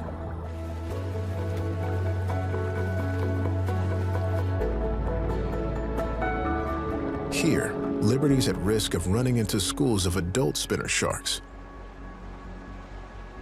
But armed with up to 50 razor-sharp teeth and an attitude to go with it, this baby is already a force to contend with.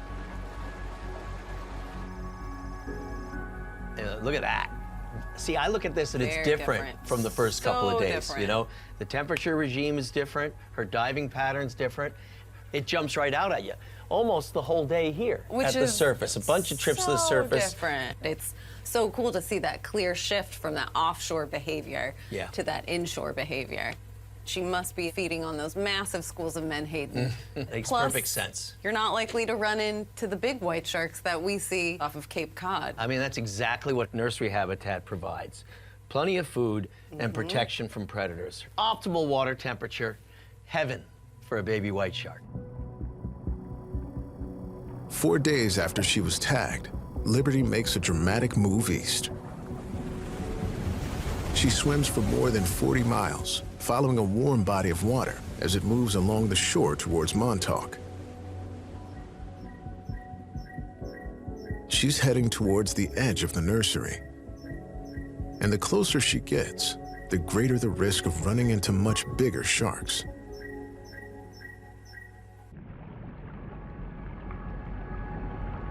Unable to generate body heat in the same way as adults, Liberty stays with the warm water as it moves east. She reaches the edge of the Great White Nursery, near Montauk.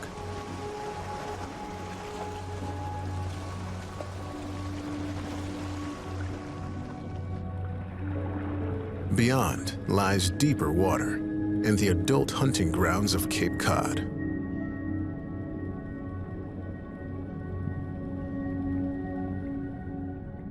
So we've been wondering why she's moving east.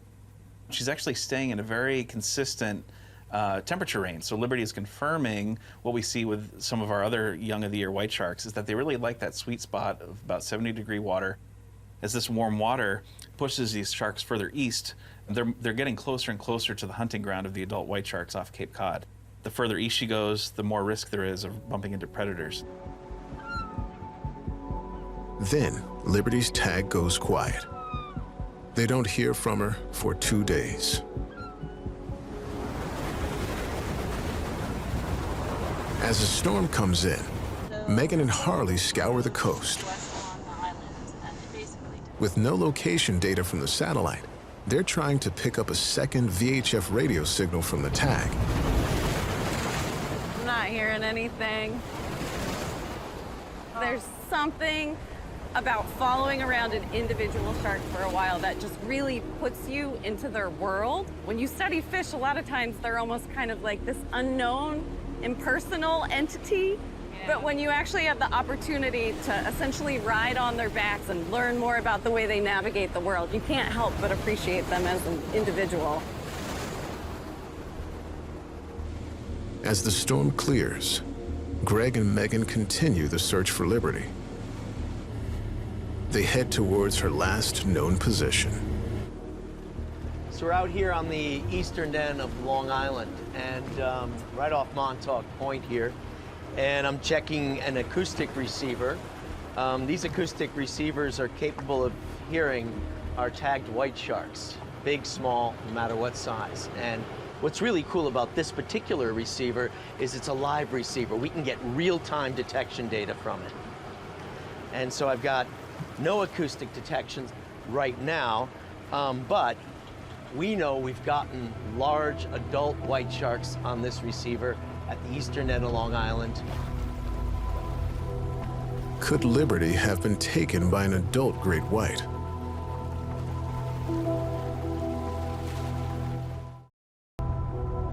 With still no signal from Liberty's tag, Greg and Megan head back to shore. Then news comes in. I just got a buzz on my phone, and it was a notification from Liberty's tag. So it's up. It's only 9 miles from where we are right now. So obviously, change of plans. We're gonna go get that thing. Oh my gosh, this is like such a huge relief. Like I am actually like shaking a little bit about it right now. It's like the craziest scavenger hunt you'll ever go on. The highs and the lows associated with this technology are just crazy. They race out to the tag location off Montauk. With the tag only just releasing from Liberty, it means she's still in the area and alive. It turns out from her data that she turned around and came back into the safety of the nursery. But she stayed deep, where her satellite signal couldn't be detected. The tag has surfaced in an area known to be rich with squid.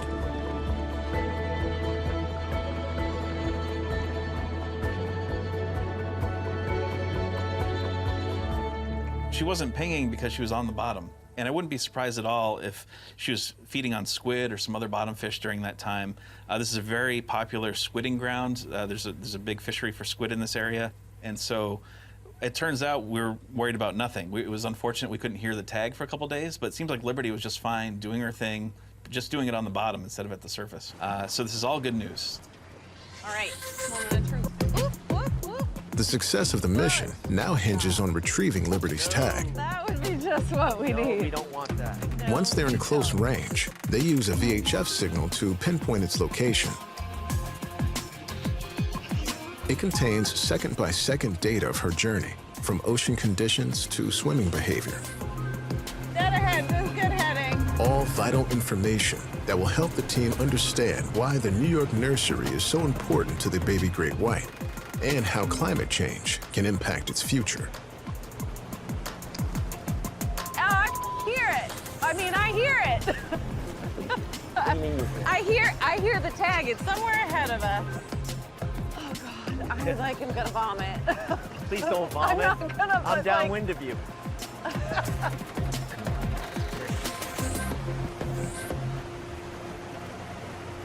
I think it's like our 11 o'clock. It's right where your butt is.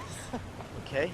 Well, I move I can't get around it. Okay. Well, a lot of people can't. Oh, wait, it's right ahead of us. 11:30. Oh, I see it.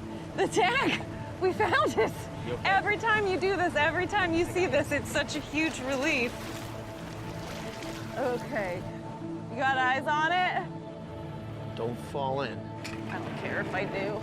It's so crazy. Yeah, we got it. We got it. Oh my God. Is the camera there? Yes, Yeah. yes, it's all there. Oh my God. 11 days after it was attached to Liberty, Megan finally retrieves the tag. I mean, this is like, I don't know how you feel right now, but this is like such a huge moment. Yeah. For me, honestly, as a little kid who dreamed to be a part of this is just like such a big thing, and I'm getting like very emotional about it right You did it. You did it. So, this is a really incredible moment. It is, and I can't wait. Oh, I'm so relieved. I am so excited. I'm so proud of the whole team. I just wish that Greg and Harley and Toby could be here for this moment. But this contains the first insights into the lives of baby white sharks here, ever. I'm sorry, but what kind of crazy luck do we have? Like, that this happened today when we were just out right here, like. That is luck. It is you know? really bizarre. We're really not making this up for TV. No, it's true. no. It's true. Yeah. Just when you give up all hope. I didn't give up hope. I never gave up hope. I was in a little bit of a pit of despair, I'm not gonna lie. Yes, you were for the last and then my few phone days. buzzed. Now I want to catch another one. This is the moment. Yep, let's run it. First glimpse into the life of a baby white shark. I love it. Look at that. No one's ever done this before. But look, so she just started picking up the pace. And what I love about that is you can see is that corresponds to that peak in acceleration right there, where she's cruising down towards the bottom and she responds to something. And that's really neat. Yeah. And so Their work is only just beginning. clearly responding to something. The team will spend the next year analyzing the data from Liberty's tag. Liberty has already made shark history, revealing for the first time the extraordinary life of a baby great white in the New York nursery.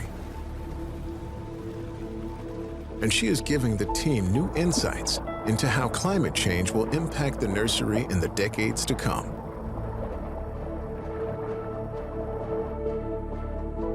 This is the only white shark nursery we know of in the North Atlantic right now. This is it. It's a very small body of water right here off Long Island. I feel like we're right at the beginning of this story, and we have this fantastic opportunity. We have access to these fish. We have great technology. We want to use that to help conserve this population into the future.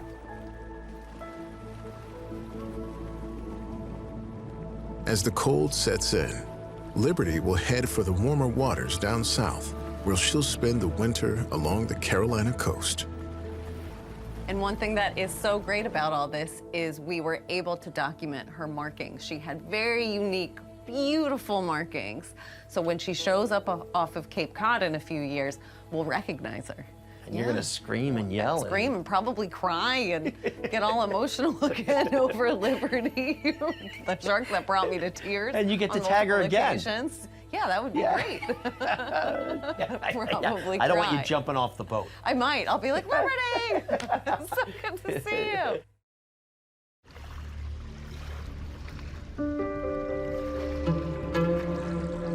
It's peak summer in the Egyptian resort town of Sahal Hashish. Among the vacationers enjoying a holiday is 68-year-old Elizabeth Sauer.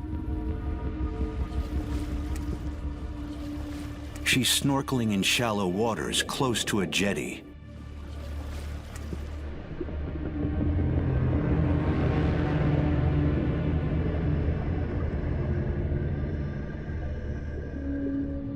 Until a sudden and violent encounter.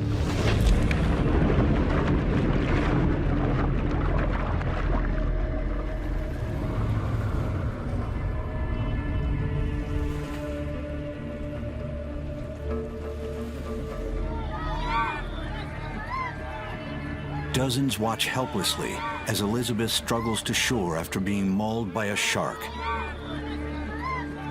She's suffered grievous wounds and dies in the ambulance on the way to the hospital.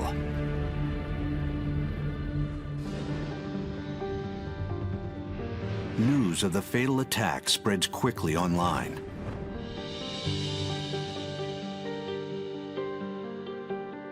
Video footage of shark bites has pros and cons. One of the pros is that as shark scientists who study shark bites, it really allows to see what is happening around in the area. It gives you kind of almost an eyewitness testimony. But on the flip side, it also really lends to the mass hysteria that's around sharks, of this fear, of this mentality of them being these monsters or these mindless killers that are going after us. All of these incidents are tragic for the families, for friends, for everyone involved. The more we know about the behavior, the more leverage we have to prevent these interactions. or predict the chances of these interactions and create a safe space for humans and sharks at the same time.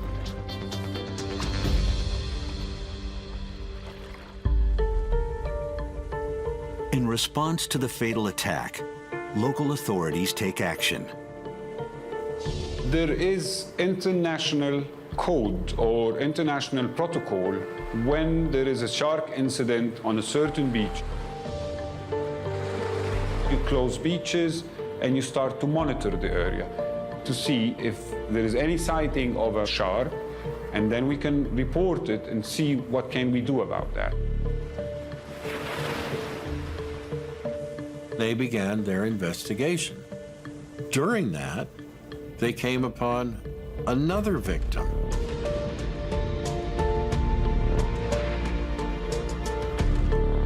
Two swimmers are dead after being bitten by sharks in Egypt's Red Sea. Officials pulled everyone from the water after those attacks and have called for an investigation. Authorities find the remains of the second victim, Roxana Donison, about 400 yards from where Elizabeth was attacked.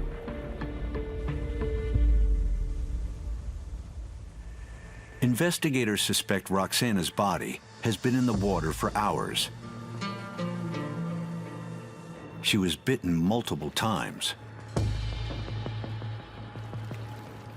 From examining the photographs of her injuries, this was a feeding event. There's a lot of questions as to why did this happen? Which bite happened first? And is there any reason that the sharks bit these people? Could it be the same shark? Could it be the same reasons? To answer those questions, investigators look to previous attacks in the Red Sea, including a similar spate just over 10 years ago. American experts on their way to Egypt this morning to investigate a mysterious series of shark attacks. In 2010, there were 5 attacks in the popular resort town of Sharm el-Sheikh in less than a week.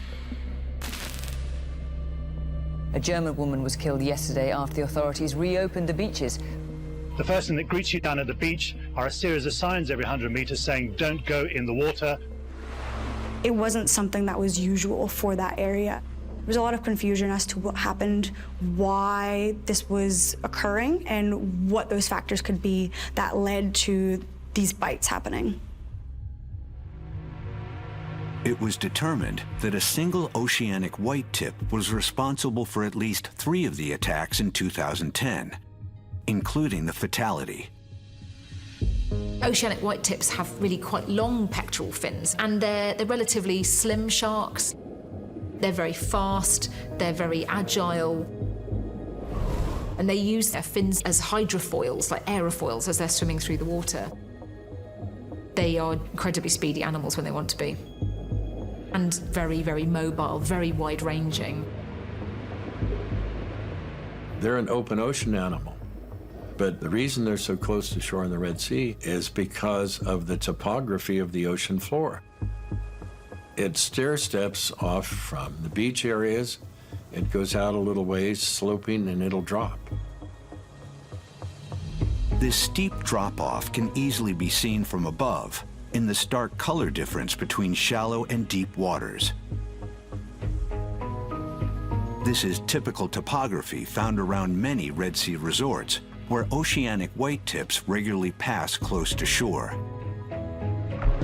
So in most oceans, the continental shelf slopes down gradually, whereas in the Red Sea, sometimes within just less than 100 meters, it drops down to 400 or 500 meters.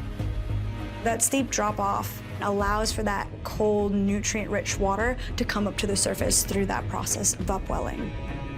And that is an area that we've seen worldwide have predators of all shapes and sizes, including sharks, take advantage of essentially what's a really good, opportunistic, and often reliable food source.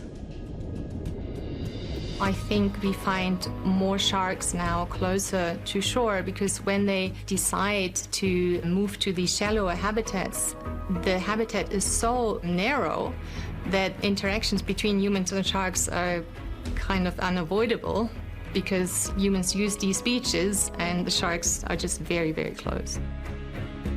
Since the early 1900s, there were 7 deaths from shark attacks in the Red Sea. In just a few days in 2022, that jumps to 9. If shark behavior is now changing, is this part of a global pattern? Much like many other shark bites around the world, it has left quite a few people in the scientific community scratching their heads, but also it's a research opportunity to figure out what trends can we learn from around the world that we could possibly apply here. There's a lot of variables that might possibly provoke a shark bite. Everything from weather conditions to human activity, prey availability, and of course, what individual people and sharks are doing that go into why a shark bites.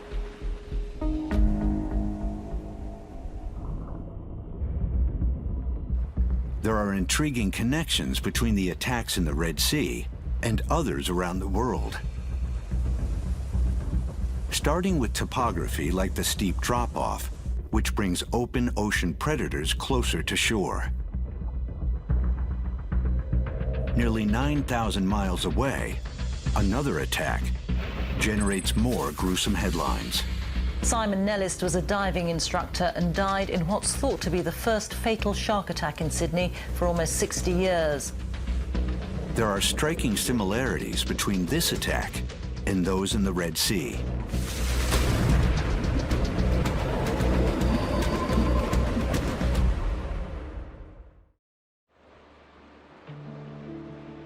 In Australia, the eastern suburbs of Sydney are home to many beaches, from popular tourist spots to secluded gems like Little Bay.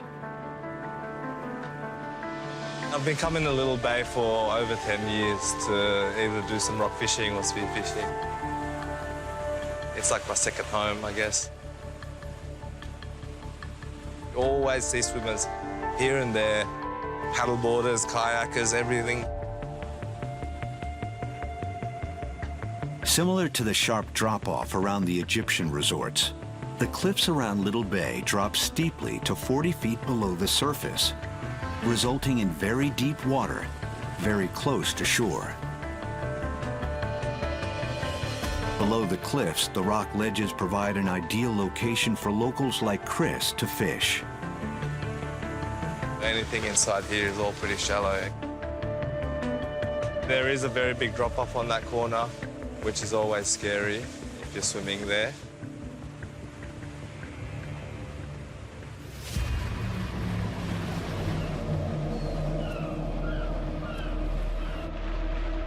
At around 4 p.m., 35-year-old Simon Nellist sets off from nearby Malabar Beach to swim around a headland to Little Bay in training for a charity race.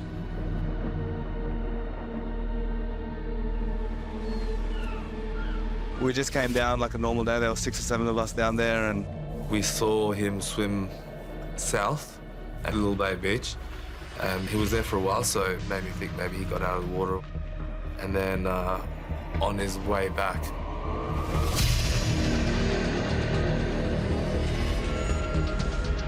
at first we didn't realize what was happening. We heard a big splash in the water. And it was such a big splash, it felt like there was a 1-ton rock or a car landing, and we felt it through your whole body. Soon after, we realized it was a shark attack, and you could tell straight away it was a really, really big great white shark. Oh man, oh no! There was nothing we could do about it. There was nothing anyone could do about it.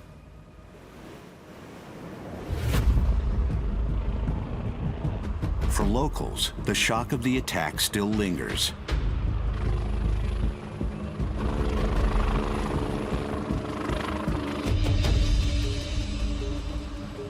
There used to be lots of groups of divers who come to this spot.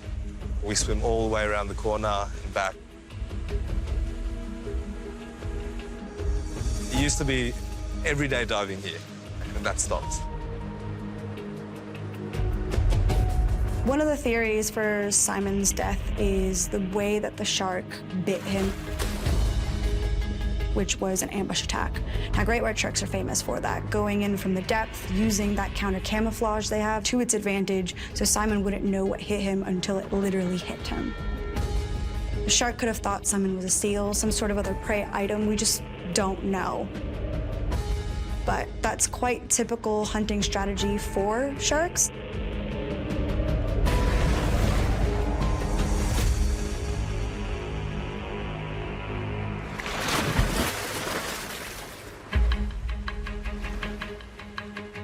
The attack on Simon may have been a case of mistaken identity. We've always thought about the mistaken identity theory from the perspective of a human visual system. My take on it was, okay, let me try and ask this question from the visual perspective of a shark, specifically a white shark. Laura Ryan's research shows that white sharks lack color vision and cannot see in fine details like we can. So what do they see before they launch their attack?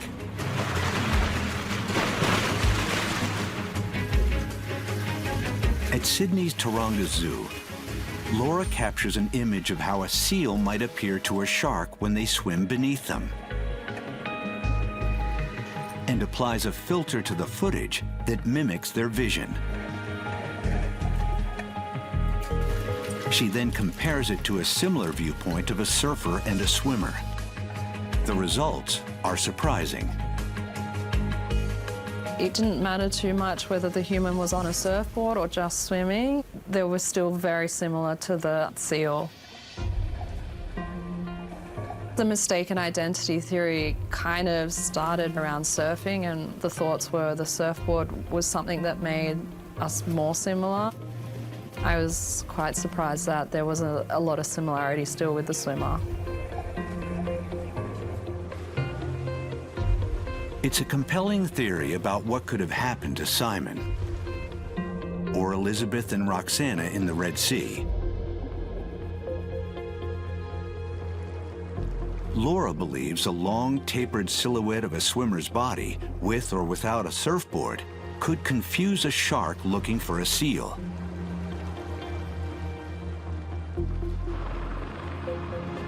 Simon's shark bite really shocked the community because it was the first fatal shark bite that Sydney has actually had in 60 years.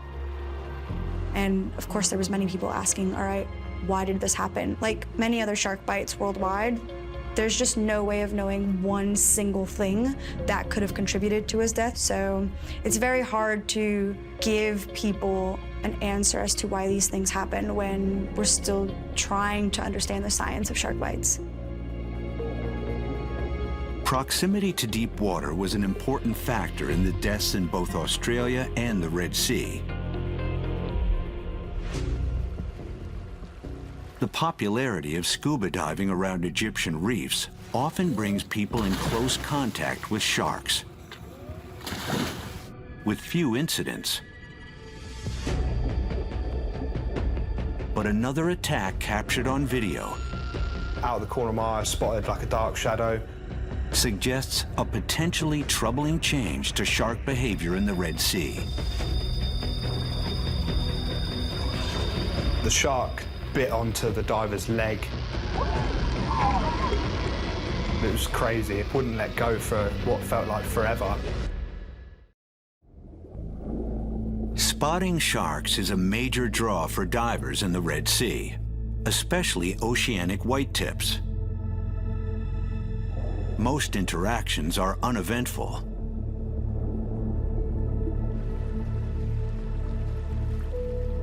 In 2018, Dan White is diving with a tour group near a popular area of coral reefs off the Egyptian coast. We were only around 5 meters deep, swimming around, having a little look. Out of the corner of my eye, I spotted like a dark shadow, turned to see what it was, and it was an oceanic white-tip shark. That's when I pulled up the GoPro, started filming. And that's when the shark's behaviour changed. Came down to the diver's level and started investigating. The shark bit onto the diver's leg, latched on, thrashed around and ended up going end over end, almost like a cartwheel. It was crazy. It wouldn't let go for what felt like forever and ended up tearing his calf muscle completely off his leg. A big plume of blood in the water. Another diver started screaming.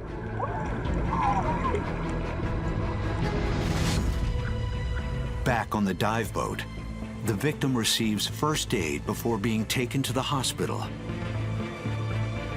After surgery, his leg is saved. It's evident in Dan's footage that the shark involved is an oceanic white-tip, the same species suspected in the deaths of Elizabeth and Roxana in 2022.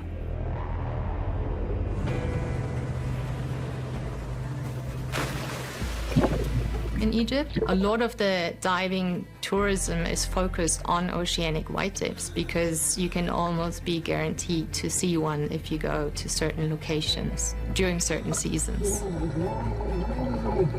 You can just dive along a wall and you have corals above you, below you, everywhere. In many places around the world, dive tour guides will feed sharks to bring them closer to their guests, which may have an unintended impact on shark behavior. If that has happened over a number of years in the same location over and over again, they know to look out for specific cues or know to come at a specific time of day to be fed. They're very opportunistic feeders.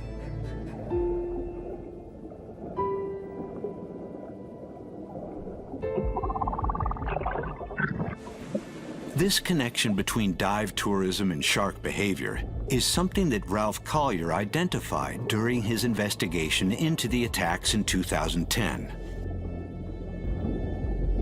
They used to have dive trips where they put a diver out in front of you and he will feed sharks as they come in.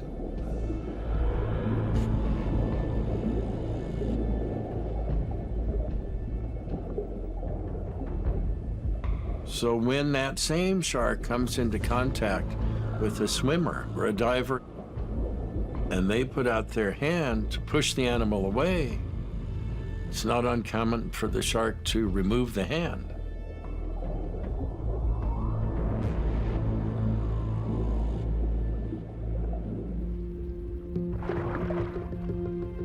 The attacks in 2010 fit this pattern, but it's hard to know if the recent fatalities are tied to the hand feeding of sharks. How much that affects its behavior for its entire lifetime is something that we're still trying to learn.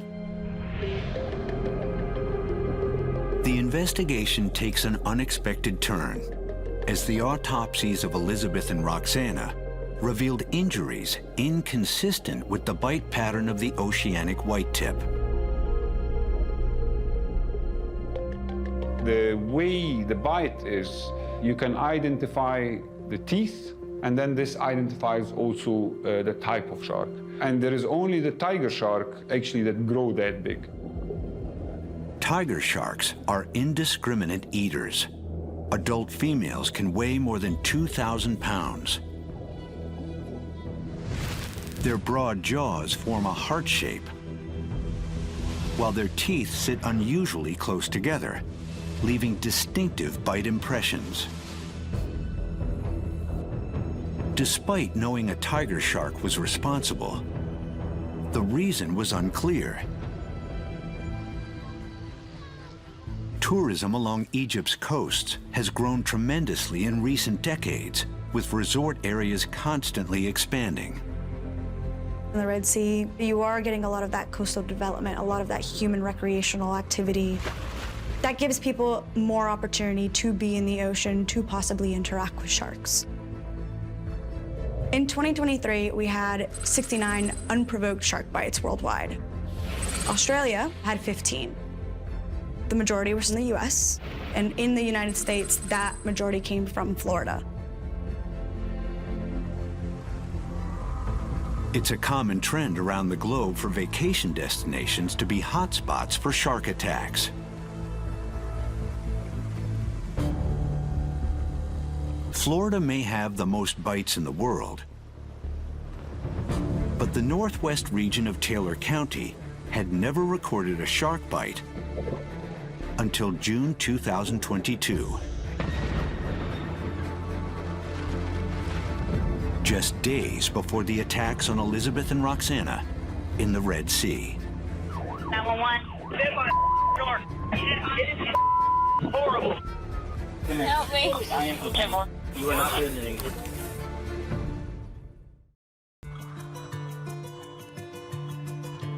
It was just one of those days. Like, I literally think I called you at like 9:30. Yeah. And he asked if I wanted to go scalloping, and I was like, yeah, that'll be fun, going on the boat. So I said, yeah. I describe scalloping like Easter egg hunting. It's the easiest way, because you'll see like a seashell thing with blue eyes, and you'll go down and you'll get one.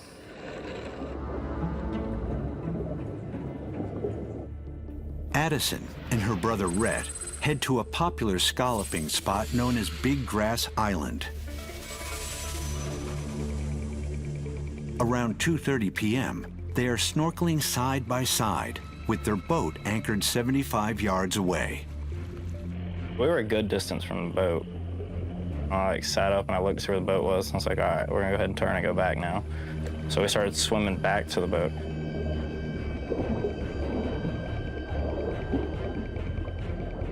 And that's when I felt like the tension of like something grabbing me. And it pulled me under. I heard her yelp, and as it looked like she surfaced, and immediately like I could see his tail just slashing like back and forth. It started biting onto my right thigh. And then I was trying to like gouge its eyes to get released off of me. And then it started swimming away with me while I was still in its mouth. So I grabbed her and then started hitting him and getting him off. The skipper of a nearby boat pulls Addison and Rhett on board, and they race towards Keaton Beach. There is a makeshift tourniquet on her leg that has stopped the bleeding. They're coming in right now to the canal. Rhett, a firefighter and EMT, uses his training to apply a tourniquet to slow the bleeding. His quick intervention saves her life. Help me. You are not doing anything. Look at me. Addison. Look at me. Go ahead and get the stretcher all the way here. She is flown to Tallahassee Memorial Hospital, where doctors make the difficult decision to amputate. The environment around Addison at the time of the bite may provide clues to why she was attacked.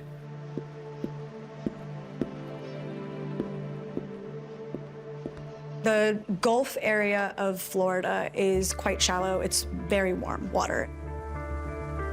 The water temperatures are similar to the Red Sea, but with different topography.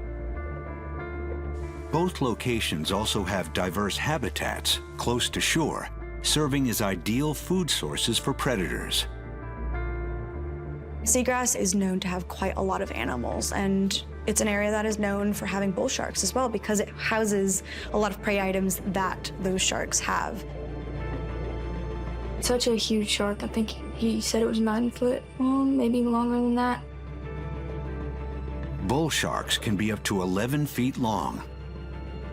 Pound for pound, they have the strongest bite of any shark. They'll eat almost anything, including fish, dolphins, and even other sharks. Like tigers, bulls have unique jaw and tooth shapes that create distinct patterns, enabling scientists like Amy Smoothie to identify the various species.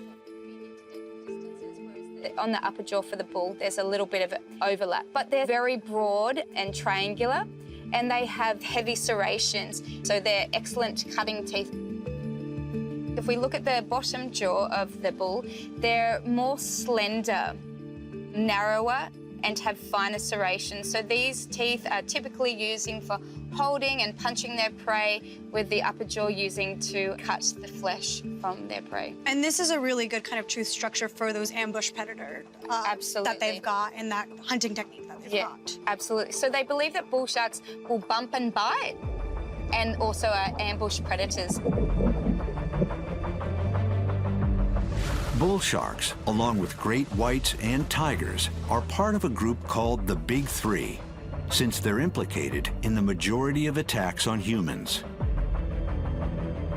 These two are very similar. That one is very different. Yeah, so right up here we have a tiger shark. Really different between looking at the white shark and the bull shark. They have really curved shaped teeth, but they're like can openers, and they can cut through the carapace of turtles, and this reflects their really diversified diet. All of these different sizes, but very powerful tool right here, and especially with different serrations. I mean, it just goes to show you how each of them hunt very differently, but how all of the different tooth shapes are really effective at what they do best, which is cutting through the flesh, the bone, the blubber of their intended prey. So of course, this sort of tooth, regardless of which one you get bit by, could do a lot of damage to someone, say as us, where we don't have the protection of blubber. Absolutely, yes. So these are the top 3 species that are involved with shark bites around the world. And you can see why, I mean, with that kind of tooth structure and how big they can get as well. A tiger shark was found responsible for 2 deaths in the Red Sea. 1 year later, yet another viral wave of global attention is generated by an attack. He just sent me a video of the attack that's happened today. Really? Do you want to watch it? Yeah, I'd like to see the species. Oh my, he just came up and pulled him under. That's a big shark. I would not be surprised if this was fatal. Nearly a year after 2 women were killed in the Red Sea, the region was shocked by another shark attack. Just 15 miles away, in the popular resort area of Hurghada.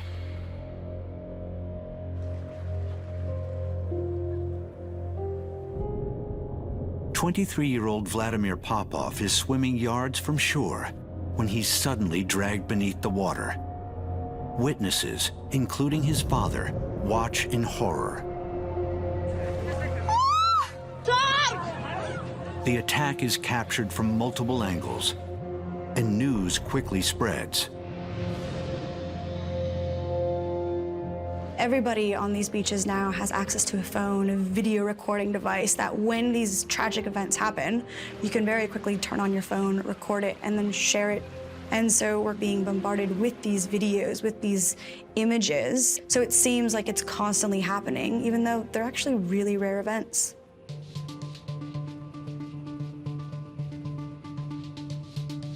After the attack, the shark remains nearby. The shark stayed in the area for over 3 hours. We could see it standing on the jetty, passing under us and keep on circling and circling. And that's what led actually to a decision. It should be fished out. Authorities decide that the shark is still a threat, so local fishermen catch it. It's a female tiger shark, the same species believed to have bitten Elizabeth and Roxana.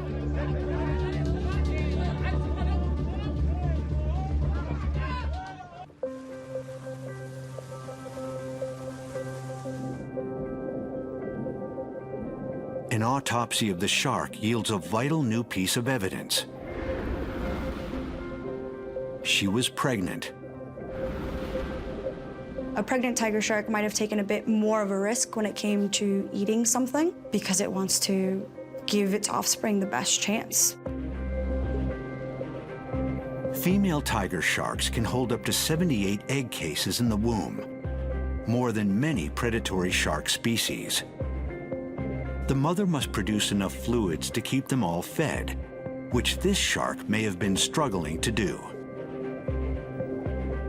Another thing that was found out from the scientific autopsy is that there was no other leftovers of fish in the shark's stomach. And this is the thing where we say this shark went for feeding and not just because it like bumped into somebody or something on the surface.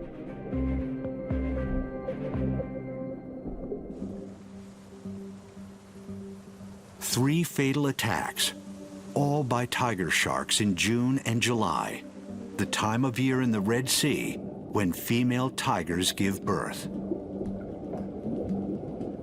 In June and July, when tiger sharks are hungry, you increase that probability of encounters between sharks and humans. And people have to keep that in mind when you're in areas where natural prey is diminished. Now you become a primary source for some of these apex predators. Not much is known about shark populations in the Red Sea. But scientists are working to change that.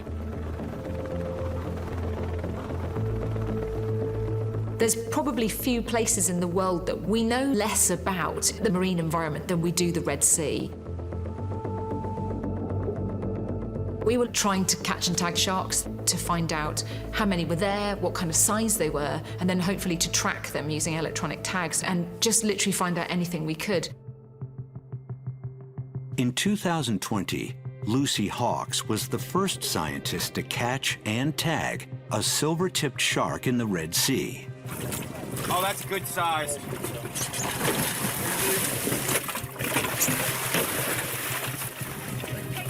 Spaghetti tag, please. I was really excited thinking maybe it's going to travel all over the Red Sea. Be well, be healthy. But sometime later, the tag came off the shark, floated up to the surface, and basically gave us data that lead us to believe that the shark was actually caught and killed. And it only really survived in the water for just over a month. Nearly 100 million sharks are killed by humans every year around the world. Shark fishing in the Egyptian Red Sea was banned in 2006. Even after those bans, Lucy's research is alarming. For 7 weeks of intensive effort, we only ever caught 2 sharks. It was pretty devastating to try so hard to find these sharks and come up so empty-handed day after day. Scientists believe populations have crashed drastically in the last 50 years. And yet fewer sharks in the Red Sea are now killing more humans. To find out why, Julia Spetz is leading a multi-year project to better understand shark behavior in the Red Sea. We're focusing on 3 different species of sharks, which have all been involved in human-shark interactions in Egypt.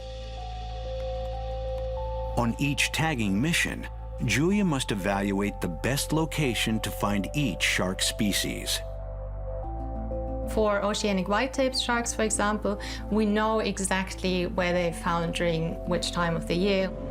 So we go to these places specifically, we close the dive site during the fishing operations, and then we just target oceanic whitetips. Here we're looking at Elphinstone Reef. It's just a 10-minute boat ride from the coast of Marsalam, and it's one of the hotspots for oceanic white-tip sharks. So we usually anchor somewhere here and then take a smaller boat to get as close as possible to this site. Oceanic whitetips, they are very easy to catch because they come up to the surface and they're basically like a dog. They almost jump on your boat. You can just put the bait in front of them and they will take it. For tiger sharks and Makos, it's a bit more difficult because we don't know where they are, when, so we have to fish larger areas and just hope we catch the right species. Julia hopes the data collected will reveal patterns in shark movement. So we get a better understanding of when they are expected to come close to the coast, and then the government can take certain measures to prevent human-shark interactions in the future. For example, closing beaches during certain times of the year, or just making people aware that now is the time when sharks are around and they should be more careful. The research is just beginning, but Julia is confident it will bring about positive changes. The Egyptian government is very much interested in making this a long-term monitoring project. We're hoping that ultimately this program will make humans feel safe, but also let sharks live in the sea and coexist. I think it'll be really interesting for people in the Red Sea to have a collaborative operation with shark scientists from all around the world to figure out what is going on there and what can they learn from shark bites elsewhere. There is one country where practical mitigation efforts are well established. In Australia, years of robust shark management strategies may provide a path forward for the Red Sea.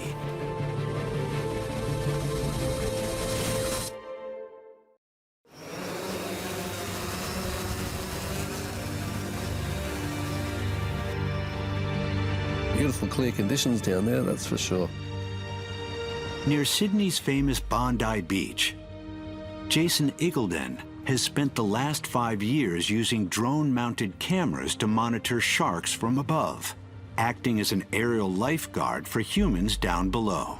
Massive great white. This is a big one.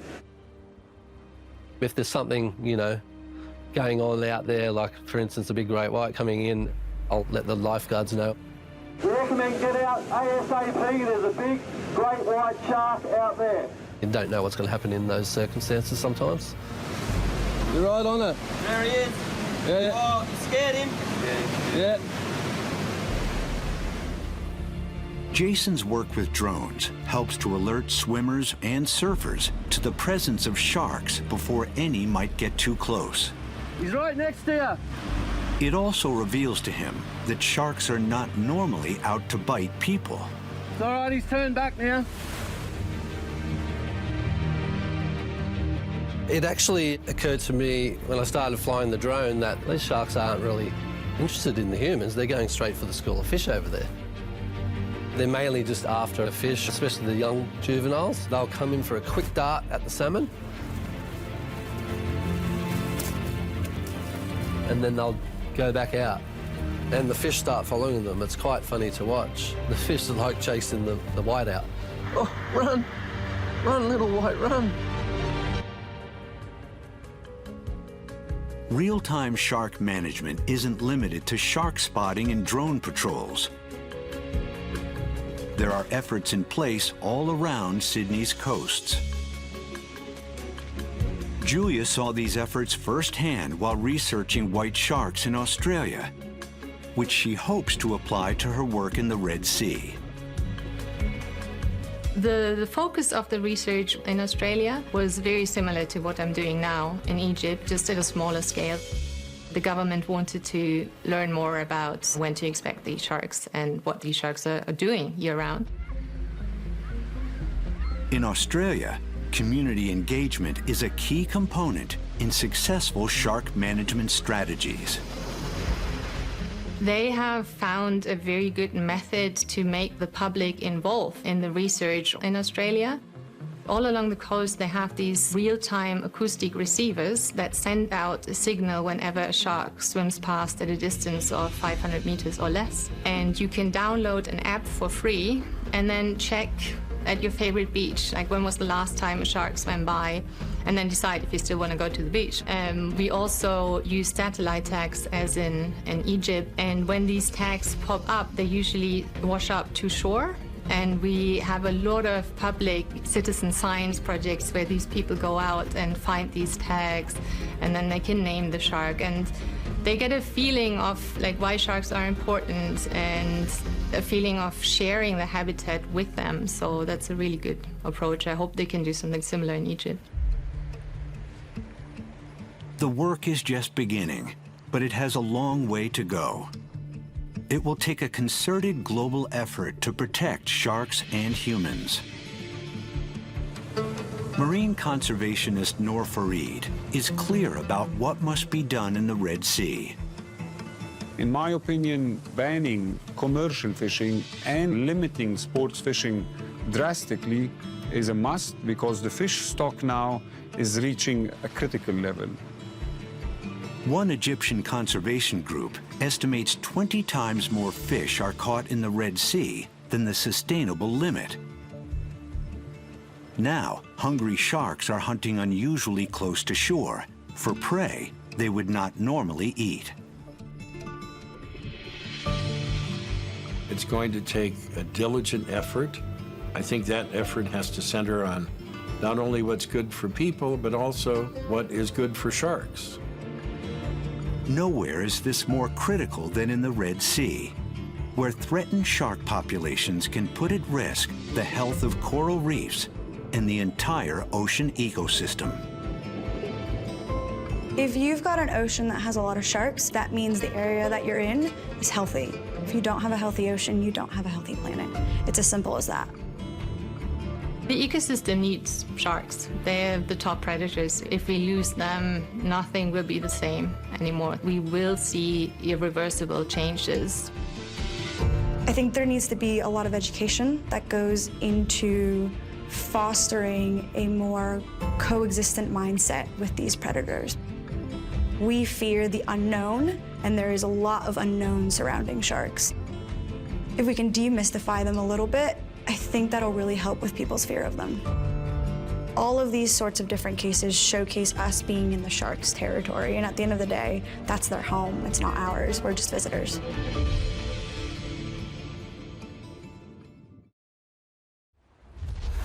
I'm Ross Edgley, and I've done some pretty crazy things in my time.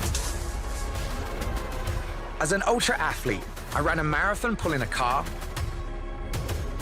I did a triathlon carrying a 100-pound tree. I climbed a 65-foot rope repeatedly until I climbed the height of Everest. But perhaps my most extreme adventure to date is when I set the record for the world's longest assisted stage sea swim.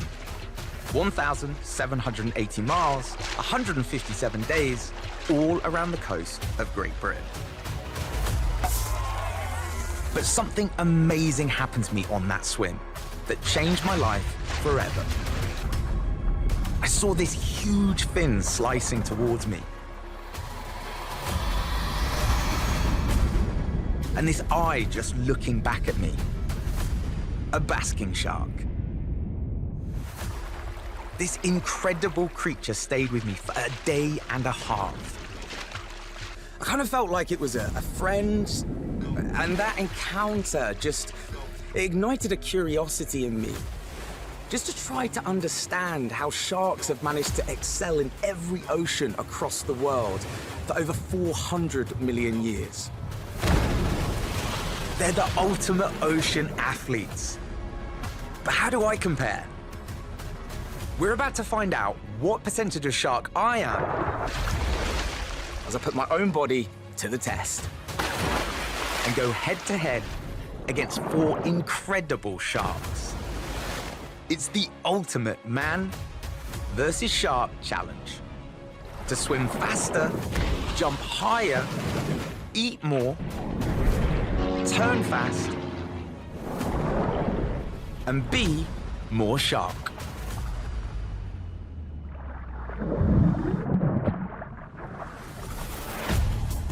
My shark journey kicks off with my ultimate hero animal, the white shark. Ambush hunters, white sharks use a variety of techniques to take down their prey.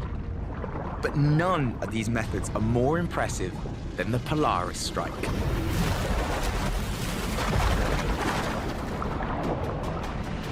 Exploding towards the surface at speeds of over 20 miles an hour, white sharks Polaris out of the water with so much force they can throw their prey clean out of the water. The amount of power they use to do this is incredible. So my first challenge is to try and launch myself out of the water like a white shark. But I've never seen one in person, and one of the best places to do that is the southern coast of Australia. Just dropped down to Neptune Islands, which I'm told is one of the sharkiest places in Australia. This place is teeming with white sharks, but the reason they're so densely populated at the moment is because the fur seals are currently breeding, which basically means there's lots of pups in the water, which to a white shark sounds like a dinner bell. We're minutes away from getting in. This is the shark of all sharks. Okay, so yeah, like it's a big deal for anyone. Oh, I can't really describe how I feel. It's kind of like, you know, when you're going on a first date and you kind of have butterflies. You're kind of scared, you're nervous, you're excited. It's kind of like that. And I'm going to be in a cage, which is good because I wouldn't want to have a date with a white shark without a cage. But yeah, nervous.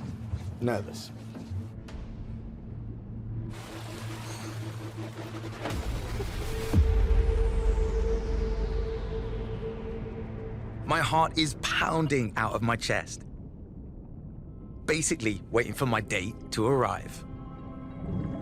Then, out of nowhere, this beautiful shark emerges from the blue abyss. She's like a submarine with teeth. Immediately, she starts checking me out. She's wondering what this strange Englishman is doing in her swimming pool. It's so obvious that she's literally feeling my heartbeat. Every muscle contraction I have, she knows about it.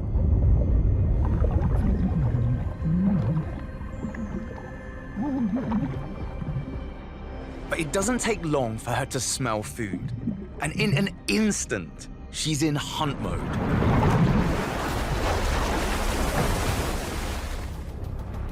Her speed and power is incredible.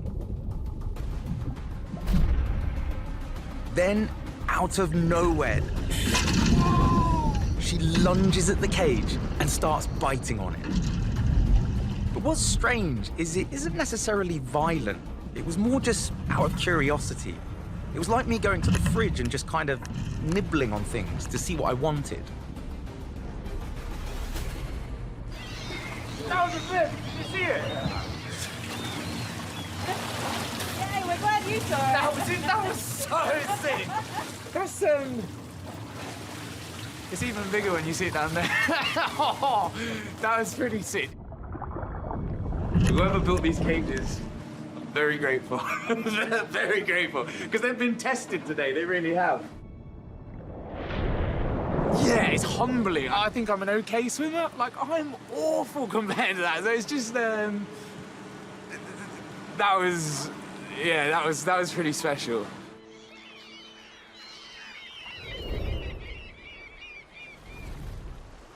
Certainly for me as a swimmer, I'm so often told that I'm too heavily muscled. Like, I shouldn't be able to do what I do. But that won't stop me from trying.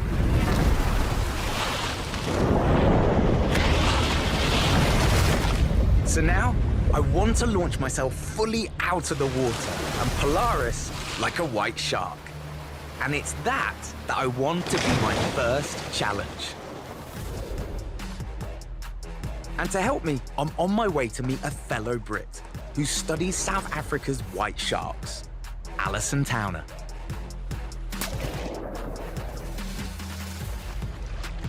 She spent 10 incredible years studying their behavior. And she's here to explain how they do it. Ross, you have to see this footage. Wait for it. That's nuts. I mean, they make it look so simple, hey? I've seen them Polaris breach in less than 3 meters depth. It's effortless for them. Of course, their advantage is they are highly muscularized. The adults have got about 65% muscle mass, so incredibly powerful. A lot of that muscle mass is concentrated towards their tail area. And then, of course, their skeleton's really light.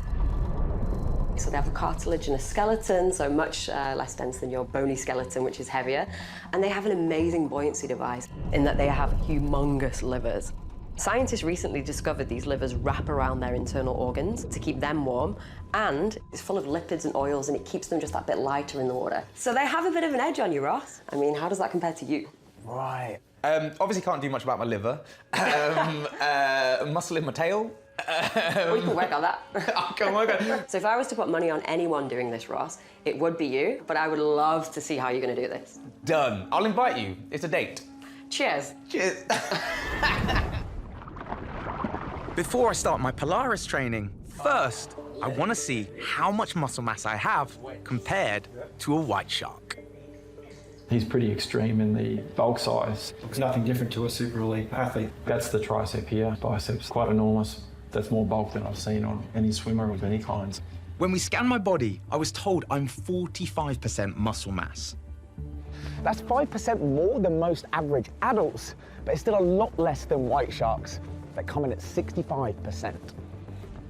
That extra bit of strength and endurance might just give me the edge I need to pull off a human Polaris jump.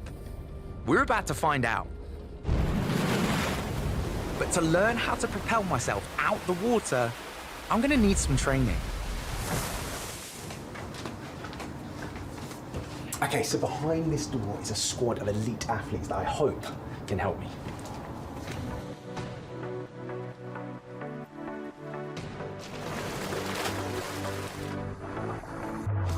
Head coach Adele Carson is basically like a synchro swimming Jedi Grandmaster. Adele, this is awesome. I mean, you guys are just absolute experts at just propelling yourself out of the water. It's like, how are they doing that? So artistic swimmers use a form of tread in water, which is called egg beater. It's an alternating movement, and you sort of wind yourself up to the surface to explode high out of the water. So we can certainly have a go at teaching you the technique. So there's a little bit of hope. There's a glimmer of hope. A glimmer, yes. That's all I need. So egg beater is clearly not how a white shark launches themselves out the water, but it's the closest human equivalent, which is why Imogen is about to give me a crash course in exactly how to do it. So you lean forward, really get your legs nice and high, and then your legs in come together. Okay. And that's how you get the push. It's pretty obvious I've got a way to go if I'm going to get my whole body out of the water, like a white shark. But I did see them launch Sam clean out the water during their routine, which is something I would love to try with their help.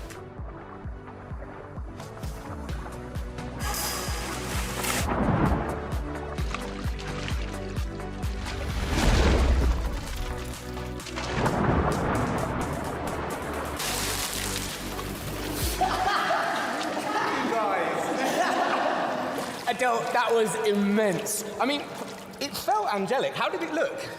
I wouldn't say angelic, but it was quite powerful and athletic. You got height out of the water. I'll claim that. I'll have that. But also, as well, that's obviously with a team helping me. Is there anything else that I can do just to help propel myself out the water? Yes, if you go and find yourself a monofin, then they can help you perhaps be a little bit more shark-like. Okay, I've got homework to do.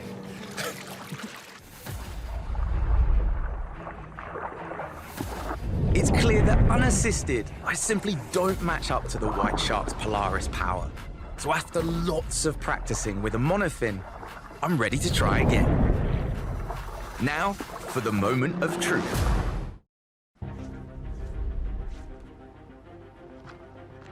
Alison Towner is back to assess my performance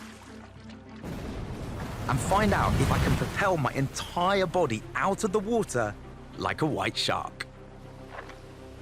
I've won a world record for endurance swimming, but not burst speed. Okay, Alison, whatever expectations you have, just lower them. You've got this, Ross, you've got this. Wish me luck. Get it, go get it.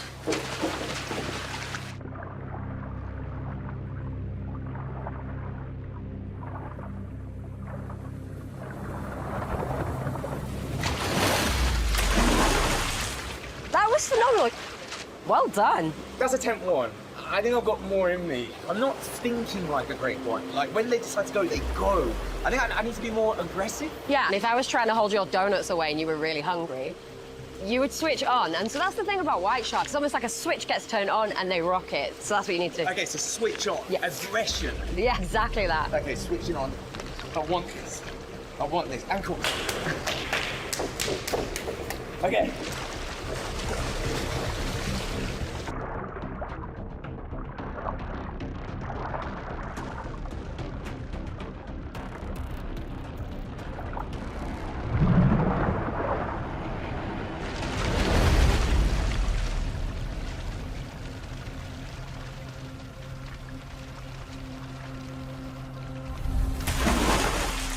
That was absolutely epic.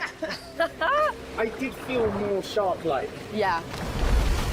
So 3/4 of my body is out the water. That's not bad for a man versus shark. Oh, hasn't that hurt? That monofin, it hurts to wear, so well done, well done. You nailed it. I'm a naked ape with this rigid frame, and all of my sort of power and muscle is just going through just my ankles. I've got to find some ice and put them on my feet. They hate me. The white shark is definitely the hands-down winner. So let's just say I'm 3/4 shark on this challenge. While white sharks can harness explosive muscle power to take down prey, one master relies on extreme agility. Unlike the conventional torpedo-shaped sharks, hammerheads can turn on a dime to seize prey. And the secret of how they do it is believed to be down to a super flexible skeleton and that alien-looking head, which allows the hammers to make incredible fast turns at speed. So my next challenge is to feel what it's like to move like a hammerhead shark. But I need to see them in action first. So I'm packing my bags and heading for the island of Bimini in the Bahamas. It's one of the best places in the world to see the critically endangered great hammerhead, and I cannot wait. And one of the top people to see them with is Mike Heighthouse, who's been observing Bimini's great hammers for years. Mike! Hey, how are you? Good to see you, How's man. things, brother? Come aboard. This is huge. It is Oh your platform to see sharks. Everybody tells me that you're the guru, you're the Yoda. So, good place, good time? You are in for a huge treat. Okay, this feels good. Let's get suited up.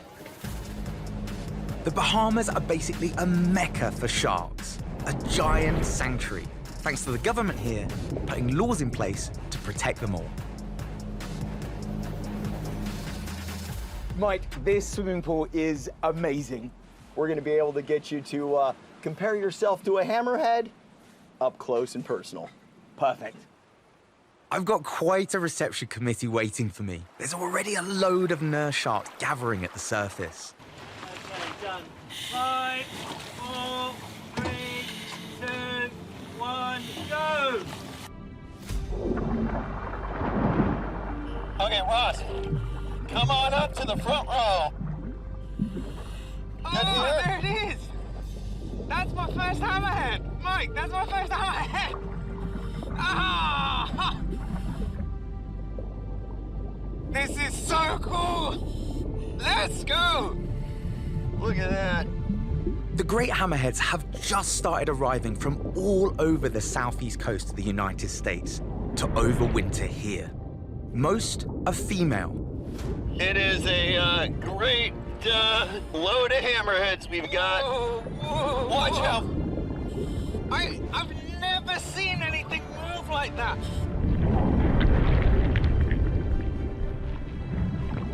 The way that it comes in and then just turns around. That agility's immense. That is the special power of these great hammerheads.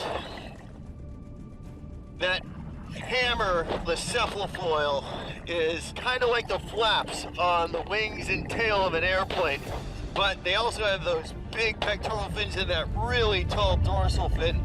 And all of those contribute to their incredible maneuverability.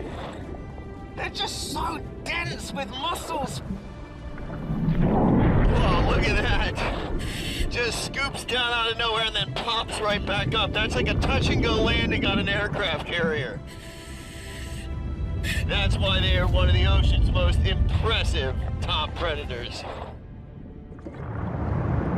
Look on the underside, you can see little dots, and they detect electric fields. Every shark has them, but that hammerhead spreads them out over a huge area. That lets them scan the bottom for prey, kind of like a metal detector. Stingrays is one of their favorite things to eat. Just in awe of them, quite frankly. Just in awe. And then a massive female arrives. Known as Queen, all 14.7 feet of her literally dwarfs the nerf sharks hugging the seabed. I didn't even know they could make them that big! Someone's been bulking. That's my favorite. What have you been eating? A bus? Seeing Queen is a rare treat. The numbers of great hammerhead sharks visiting Bimini have been steadily declining year on year. Woo-hoo-hoo! You can feel the wash off that tail when she comes by.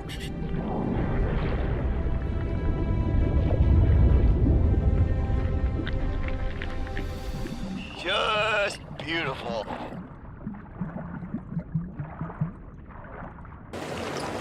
That was amazing. That was unbelievable. I've heard about them, read about them, seen pictures of them, seen videos of them. Seeing them in real life, like, they're stunning, like the way they move. I've never seen anything move like that ever. That was nuts. What do you think of that? That was amazing. Aren't those just absolutely incredible animals? That was unbelievable.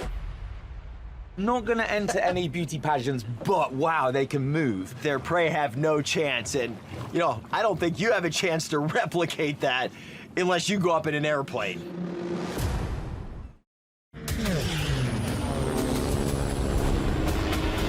It turns out Mike was right. The tight turns and quick maneuvering of a hammerhead is impossible for us humans to mimic without help. So I'm going up with Mark Greenfield. He's basically like a real-life version of Top Gun.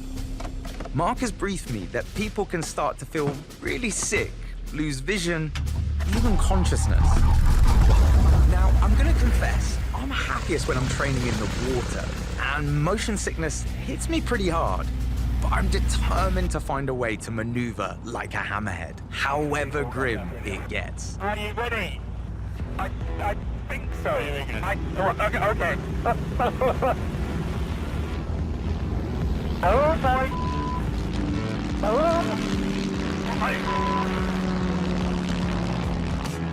I start to feel bad pretty much immediately. Okay, we got sick bags, we got parachutes, we're all set. Honestly, just getting in place for the first maneuver is turning into a brutal trial for my intestines. How you feeling, buddy? Mouth is dry and very sweaty. Our first maneuver tries to demonstrate what happens to a shark when it turns during a hunt.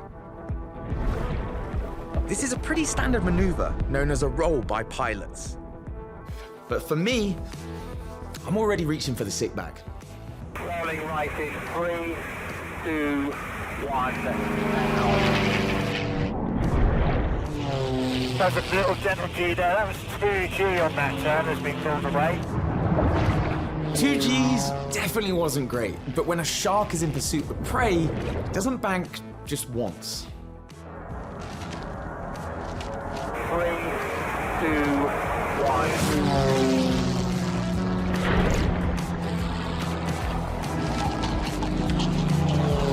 So I'm now cradling a bag of stick in my own lap. And Mark tells me that the maneuvers are about to get a little bit more extreme. To mimic how a hammer accelerates into an ascent, he puts me in exactly the same position. Fantastic. 3, 2, 1, now.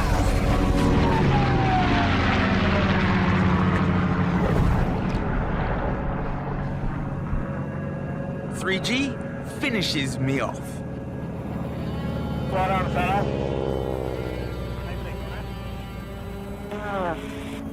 How you feeling, buddy? Come on.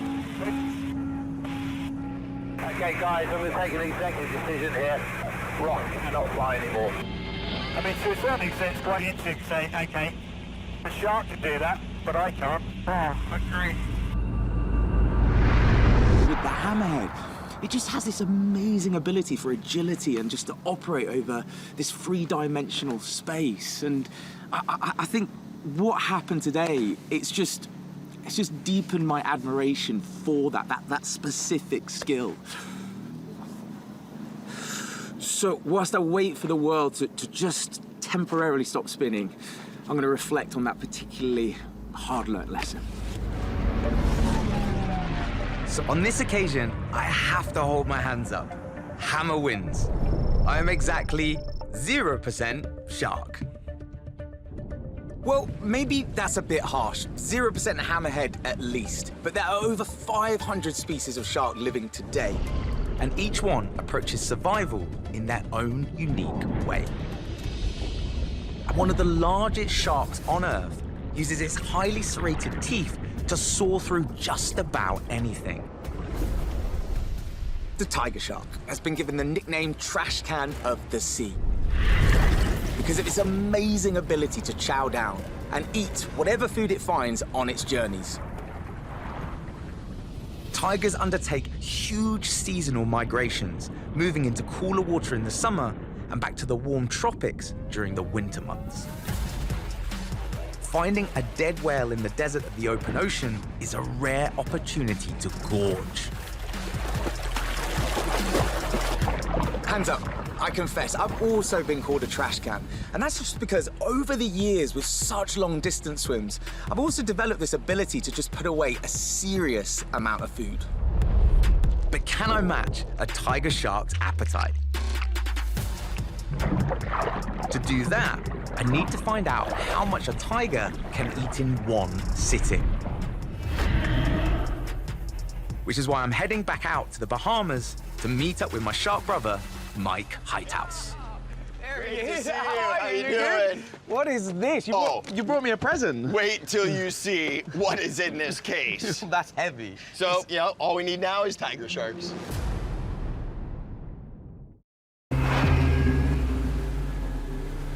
Mike and I have a cunning plan.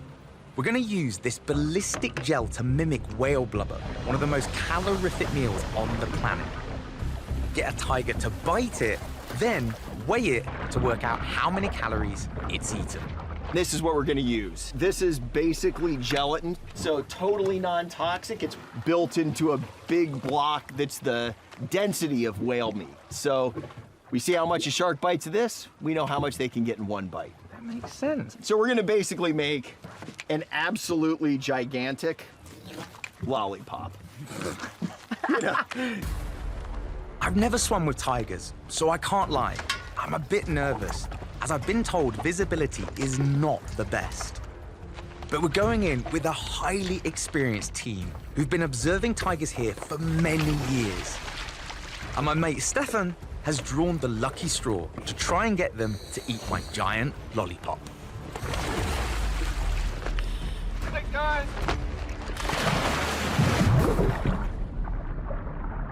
At first, we're surrounded by a load of reef sharks. Oh, is that a tiger? That's a tiger. Oh, yep. Yeah, that is a nice big tiger. You can see how wide that head is. Oh, my. So we have what I would say is a moderately high spooky level here. We've got not great visibility, but safe enough to be working. Oh, look at this tiger coming in right here. Many are females and return year on year to these waters, some making extraordinary journeys around the Atlantic. That is massive! Just very, very aware that I'm in their house. Yeah, I'd say these are at least 11 feet long. So maybe 3.3 meters. I didn't even see that one.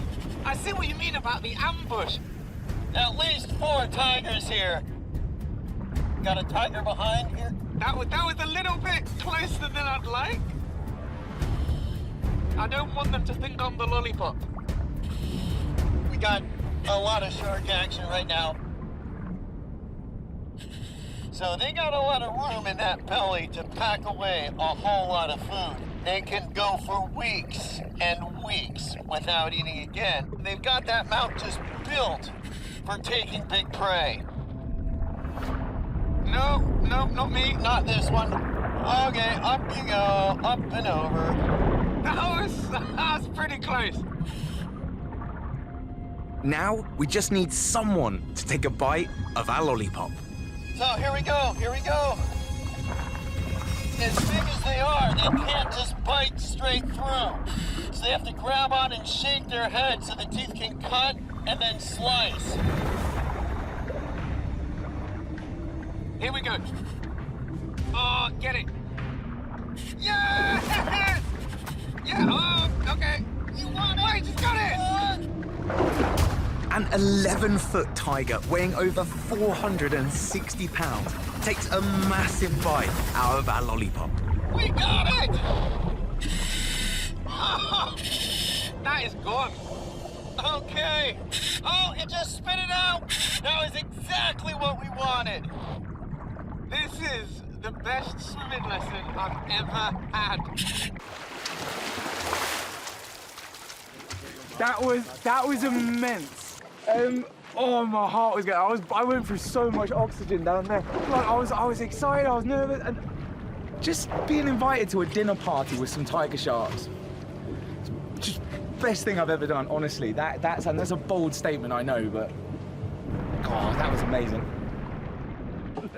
So what do you think of tiger sharks, man? Aren't they awesome? Mate, that was so good. I know you've been describing it all day, but like nothing compares when you're actually down there. Nothing can prep you for seeing them in real life. And mate, that was unbelievable.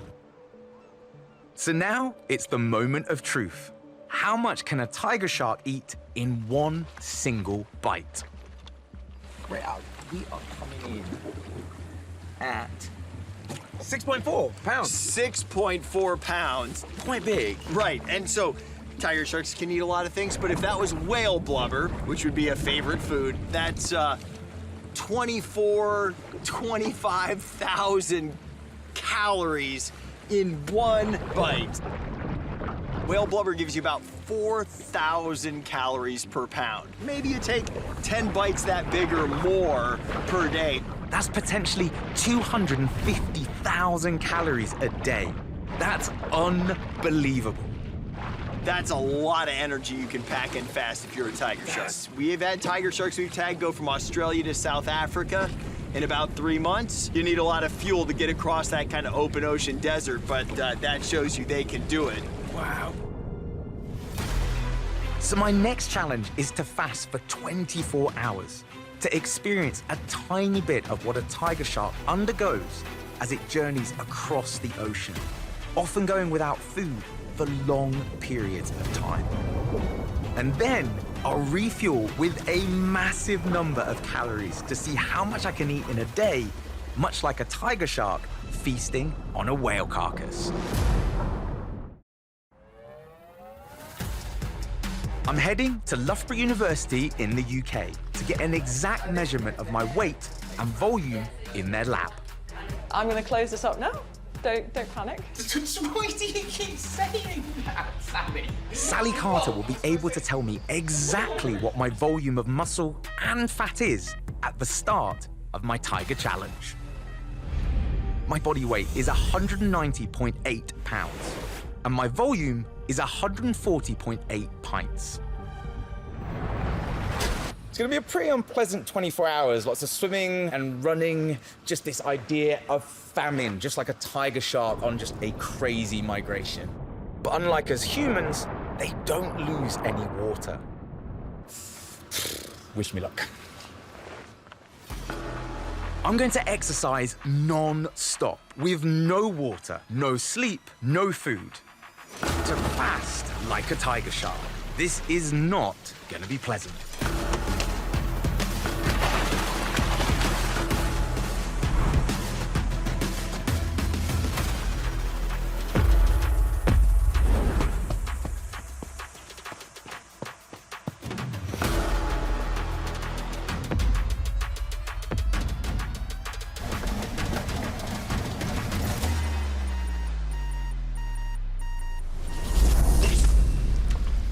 Oh, mate. That's disgusting. That's up there with one of the worst things I've ever done. The results are in. This is my before and after. I've lost 14 pounds. That's 7% of my weight in 24 hours. And now it's time to eat like a tiger shark. At the top of my list of priorities now, it's just calories. So that's why I'm just gonna sit here in a quiet corner and just get some dirty takeaways on tap.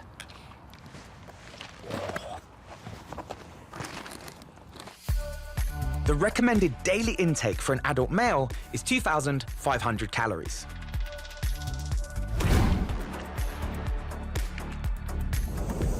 "24 hours after my fast, I've put all my weight back on, and then some.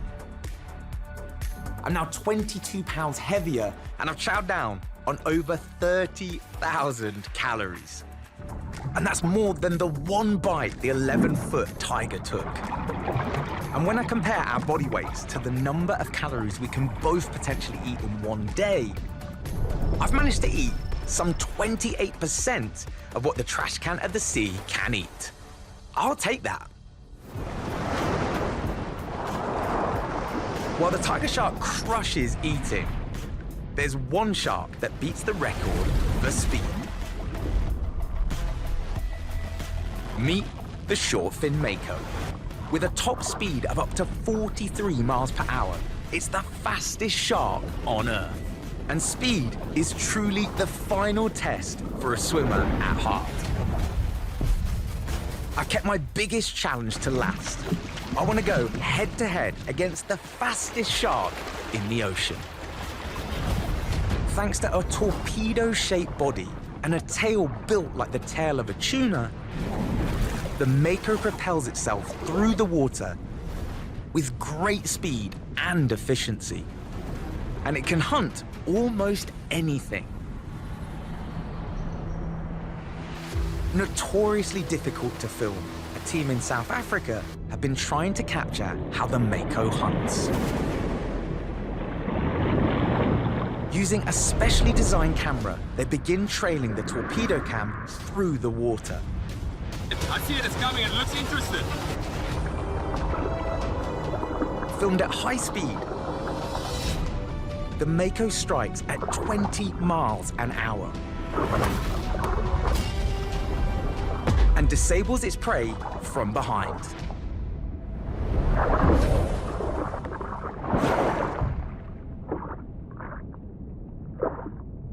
So, seeing the speed that a Mako hits, there is no doubt that this is going to be my biggest challenge yet. It's back to Loughborough University to analyze the fluid dynamics of my swim and how my body shape compares to the Mako. First, my body is modeled using a 3D scanner. And then, fluid dynamic wizard Duncan Walker has put it into a special software to see how well water moves over my body. You've got your 3D body scan there, not ideal swimming, and put you into our computational fluid dynamics software, which then models the flow around you. And the key things to look out for is those blue areas, the low velocity. That's where you're generating drag. Duncan, I'm not an expert, but that doesn't paint a very good picture already, right? You wouldn't see that on a shark. You're cutting the water like a brick.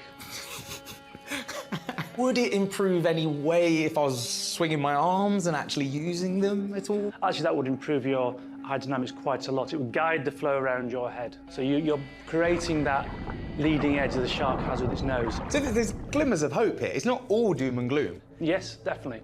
It's just constantly I suppose just illustrating just how badly equipped I am. I'm definitely a long-distance swimmer over a sprinter, so it's clear I'm gonna need some help from performance coach Connor Andrews. Let's see if he can make me less Ross, more Mako. Okay, Ross, I'd like to see the stroke that you swam around Great Britain so I can see what I'm working with. Immediately, Connor has a few tips for me. This time, I want you to try and increase the tempo of your kick, try and see some more speed in that stroke. But there's more. Get that elbow pointing to the ceiling. And you're over-rotating. Not quite there. Increase that efficiency. Your elbows dropping, maximise that catch. Even with all the help I can get, I'm hitting just over 5 miles per hour. That's not bad. Olympic swimmers can reach up to 6, but those numbers are woeful against a Mako. That session was brutal. And in reality, even if I was doing that for years, I'd be shaving tenths, maybe 100th of a second off, and it's just not good enough. It's not closing the gap on a Mako shark. So I really need to just go back to the drawing board and find a different solution, I think. But I may have an idea. As an endurance swimmer, I'm taking inspiration from migrating oceanic sharks, like the short-fin Mako, who often ride ocean currents to increase their speed.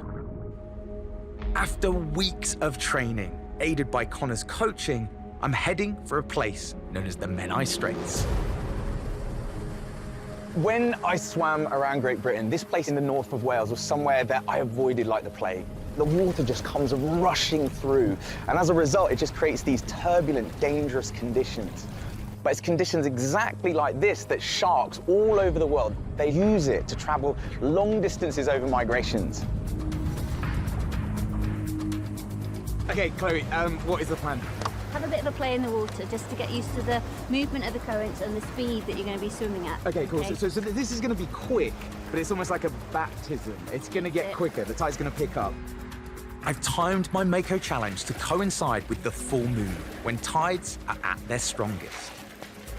The currents here can flow in some parts at speeds of up to 5.5 miles per hour or more. And close to the bridge, you can really see those forces in action.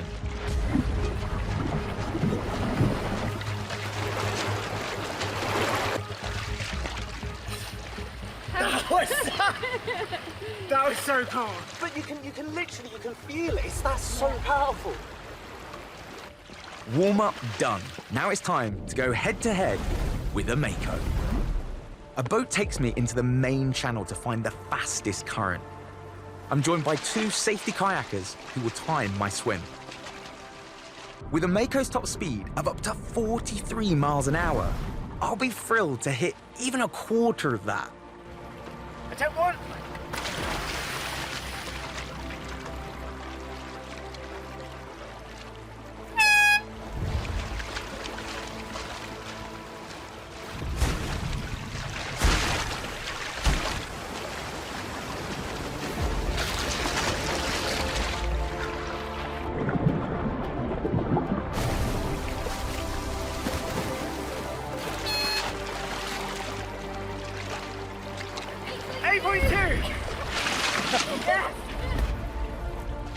Oh, okay, that hurt. I mean, this has been months of training. I wanted to get at least a half or a quarter Mako. That's not even a baby Mako. It's woefully bad for a Mako shark. Like, that would be terrible. Let's go.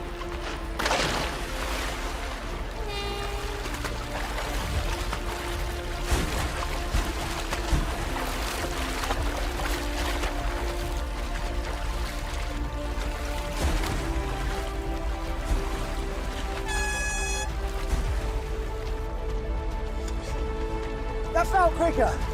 That felt quicker. 8.9. Oh, okay.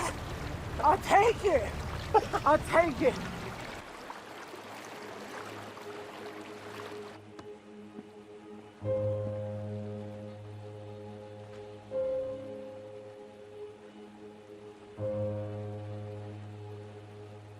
Okay, I'm done. I'm completely cooked. That was my limit. And that 8.9 knots, that final number, that's roughly 10.25 miles per hour, which, it's good.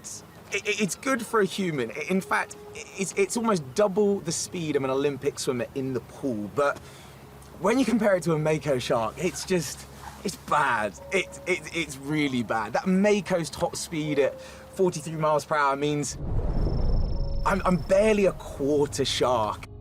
Mako wins.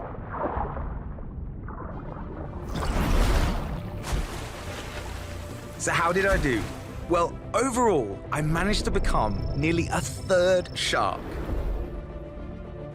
Before this whole adventure, I had such a profound respect for all sharks, but now the metrics, they really put things into perspective. It's really humbling, and I think it just shows just how badly we humans are and how badly equipped we are in the water, but just how brilliantly and beautifully evolved they are to not only survive, but just thrive in the oceans as well.